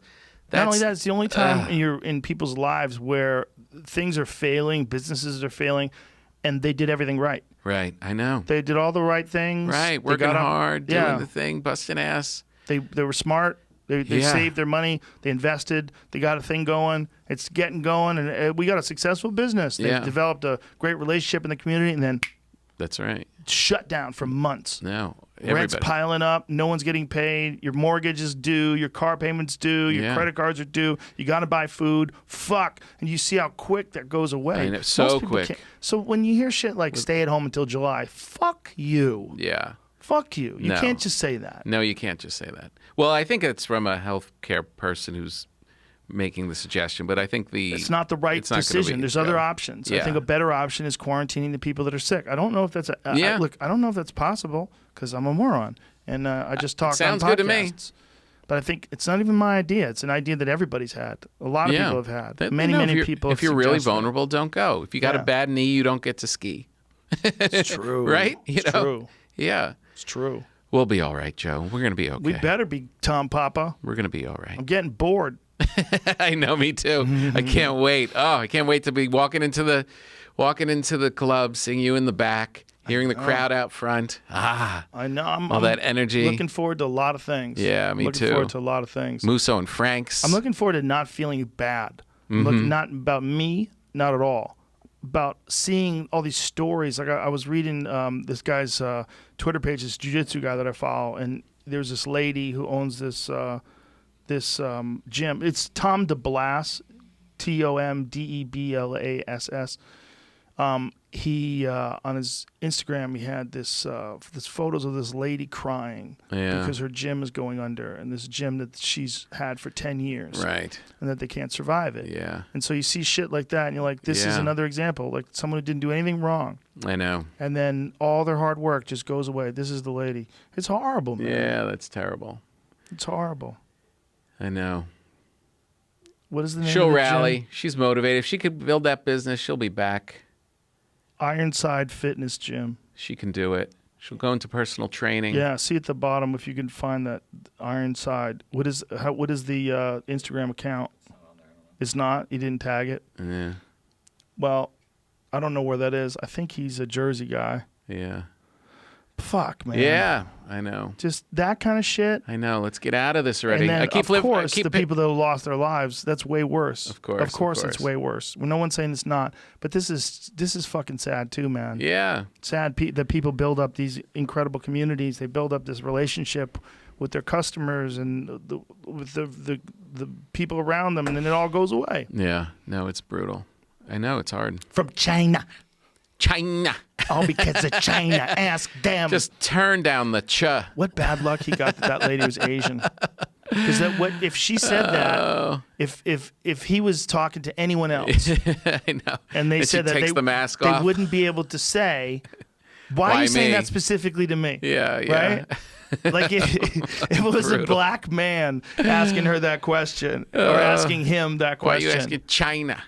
Oh. Why are you saying that specifically to me? She pulls the mask down. Yeah. Why to me? Oh, no. I know. And also she's like yelling with no mask on now. Yeah. Like you're violating all the rules. You can't just get mad and like, fuck everybody, you're going to die. Yeah. Oh, God. Spray her. The worst. Virus breath everywhere. Horrible environment. What for him, man? He must be like, I can't win. Horrible All environment. I did in my life is win. Yeah. Rappers used to put me in their songs. Oh, when he came out and talked about the ratings that he was getting off of my these, God. it was just like, all right, I can't. He said the ratings were higher than the season final of The Bachelor. Like, what That the was fuck one of are the you things he talking said in the about? tweet. What That's are when I you- was like, this is not real. What are you talking? This can't be real. What are you thinking? This can't be real. Yeah, it's so crazy. That's the opposite of what we were saying George Bush did after 9/11. right. Rally. Yes. Be a leader. That's what leadership is. Say something that makes you get inspired. Ronald Reagan was the best at that shit, Oh, man. yeah, just rally you. You made you feel like, oh, we can do it. Yeah. We can do anything. Before people hated him, they didn't hate him really until like his second term, though, Yeah. right? Yeah. By the end, Yeah. people were really mad at him. Parts of the country always disliked him. If you were poor, if you were a Yes. minority, Yes. he was never Yeah. you were never a fan. But he would give a speech yeah. Oh with man. a powerful voice. He was an actor. Yeah. He was an actor. He's a reality shit stir. That's what those, right? That's what reality stars are. They stir shit up. Right. Reagan was an actor. He could give you the big monologue. Yeah. It's a difference.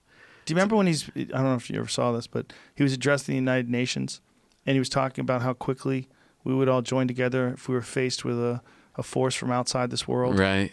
Yeah. It's a crazy speech. Yeah. Because all the UFO people went nuts. He knows. He fucking knows. Right. It's a great speech, though. Yeah. Because it's true. Yeah. It's true. Like, we would realize all our differences are bullshit. Right, If right. aliens had invaded us, we would all unite as human beings. Right. That's what's weird about this. Like, you could kind of have that moment now. Yes, exactly. That's why I brought it up. Yeah. That's You have someone could say that. We need to unite. Yeah. Someone could say This is us. But they have to say it in People a way. of planet Earth. It can't be self-congratulatory. Not at all. You take yourself out of it. But he does too much of that. You put it in the power of the people you're talking to. That's the technique. But imagine being him, where your whole life you've gotten ahead because you're self-congratulatory. Like, that's his whole thing. Yeah. That's his whole thing. It His always whole thing works. is just letting everybody know you're the shit. Yeah, right. And then all of a sudden you can't do that anymore. Like, how much can you make an adjustment in your 70s Yeah. while you're the president? Yeah. And you have to make an adjustment and be someone who you've never been. All of a sudden you're Can not you the shit. Yeah. You can't even say you're the shit. No. What a terrible job. So awful. I'd much rather be a comedian.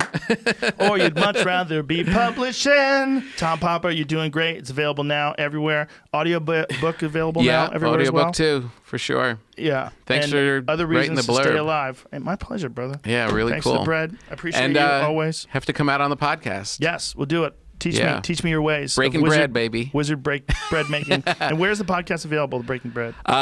Wherever your podcasts are wherever you get them. Visual as well. On right? YouTube, yeah. YouTube, Yeah, me and okay. Segura do the first one together. Beautiful. And it was really great. He told all these great stories about his grandmother making his mom making all of these sweets. And I'm telling you, just once you start talking about food, we'll have to talk more Yes. about your grandparents We'll do it and for everything. sure. All right, sure. cool. All right. I love you, buddy. You're the best. Love you too. Bye, everybody. So good.